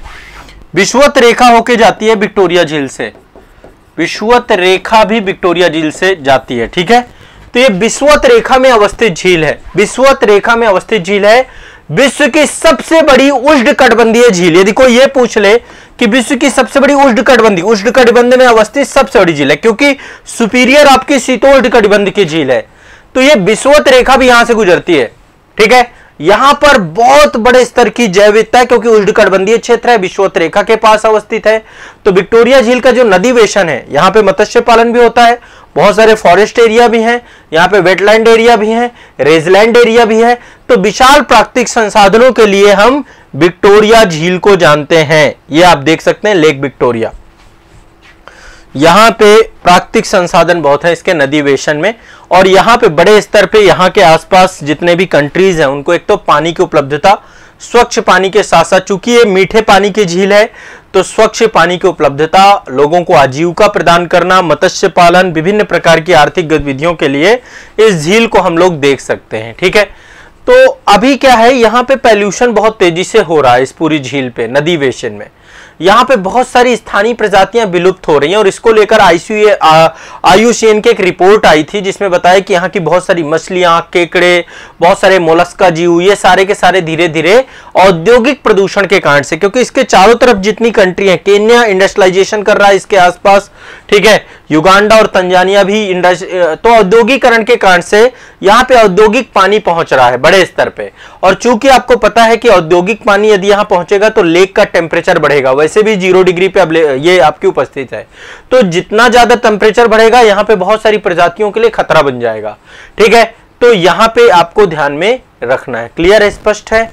तो यहाँ पे मत्स्यन भी बड़े स्तर का होता है, और यहाँ पे जो है मछली पकड़ने की कह रहे हैं कि इतनी खराब प्रथाएं हैं जिसके कारण से पर्यावरण का गिरावट भी हो रही है। यहाँ पे लंगफिश पाई जाती है, ईल मछली की तरह एक फिश पाई जाती है लंगफिश, जिसका बड़े स्तर पे यहाँ से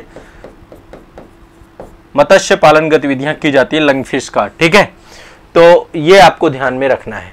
IUCN ने कहा है कि जल्द ही यदि पर्यावरण में सुधार नहीं किया गया तो विक्टोरिया झील जो है यहाँ पे प्रजातियों की बहुत तेजी से विलुप्ति हो जाएगी। इसलिए क्षेत्रीय सहयोग की जरूरत है, जन जागरूकता की जरूरत है, और स्थानीय नवाचार के माध्यम से प्रो इन्वायरमेंटल एक्टिविटीज यहाँ पे करना होगा हमें, तब जाकर के चीजें होंगी। ठीक है, इसके अंदर बहुत छोटे छोटे आइलैंड भी है, आपका सीसा आइलैंड है, यहाँ पे नगाम्बा आइलैंड है, आपका यहाँ पे रुसिंगा आइलैंड है, तो कई सारे यहाँ पे उकारा आइलैंड है। तो ये सब पर्यटन गतिविधियों के लिए भी बहुत फेमस है। ठीक है, कई सारे यहाँ पे रुबोंडो आइलैंड है, बहुत सारे मल्टीपल आइलैंड भी विक्टोरिया झील में देखने को मिलते हैं। जल्दी मेरा एक भारत दर्शन का सेशन आएगा, आप उसे जरूर देखिएगा। बेम्बनाथ जो आपकी बेम्बनाथ झील है ना, भारत की सबसे बड़ी झील बेम्बनाथ झील है, मैंने वहां से भारत दर्शन का वीडियो शूट किया है, तो उससे मैं भारत की सारी झीलें पढ़ाऊंगा जितनी भी है। और आप बेम्बनाथ लेक भी देखिएगा। बेम्बनाथ लेक केरल में अवस्थित है और बैक वाटर है आपका, भारत में अरब सागर का बैक वाटर है। तो उसका एक भारत दर्शन का एपिसोड आपको भारत दर्शन की प्लेलिस्ट पे जल्दी अवेलेबल हो जाएगा, आप एक बार उससे जरूर देखिएगा, आपकी एक जानकारी मिलेगी। उसमें कई सारे आइलैंड है, मैंने एक आइलैंड में मैं स्वयं गया था, उस आइलैंड के अंदर भी शूट किया है काफी सारी चीजें। तो एक बार जरूर से जरूर उस सेशन को देख करके लाभान्वित होइएगा आप लोग। ठीक है,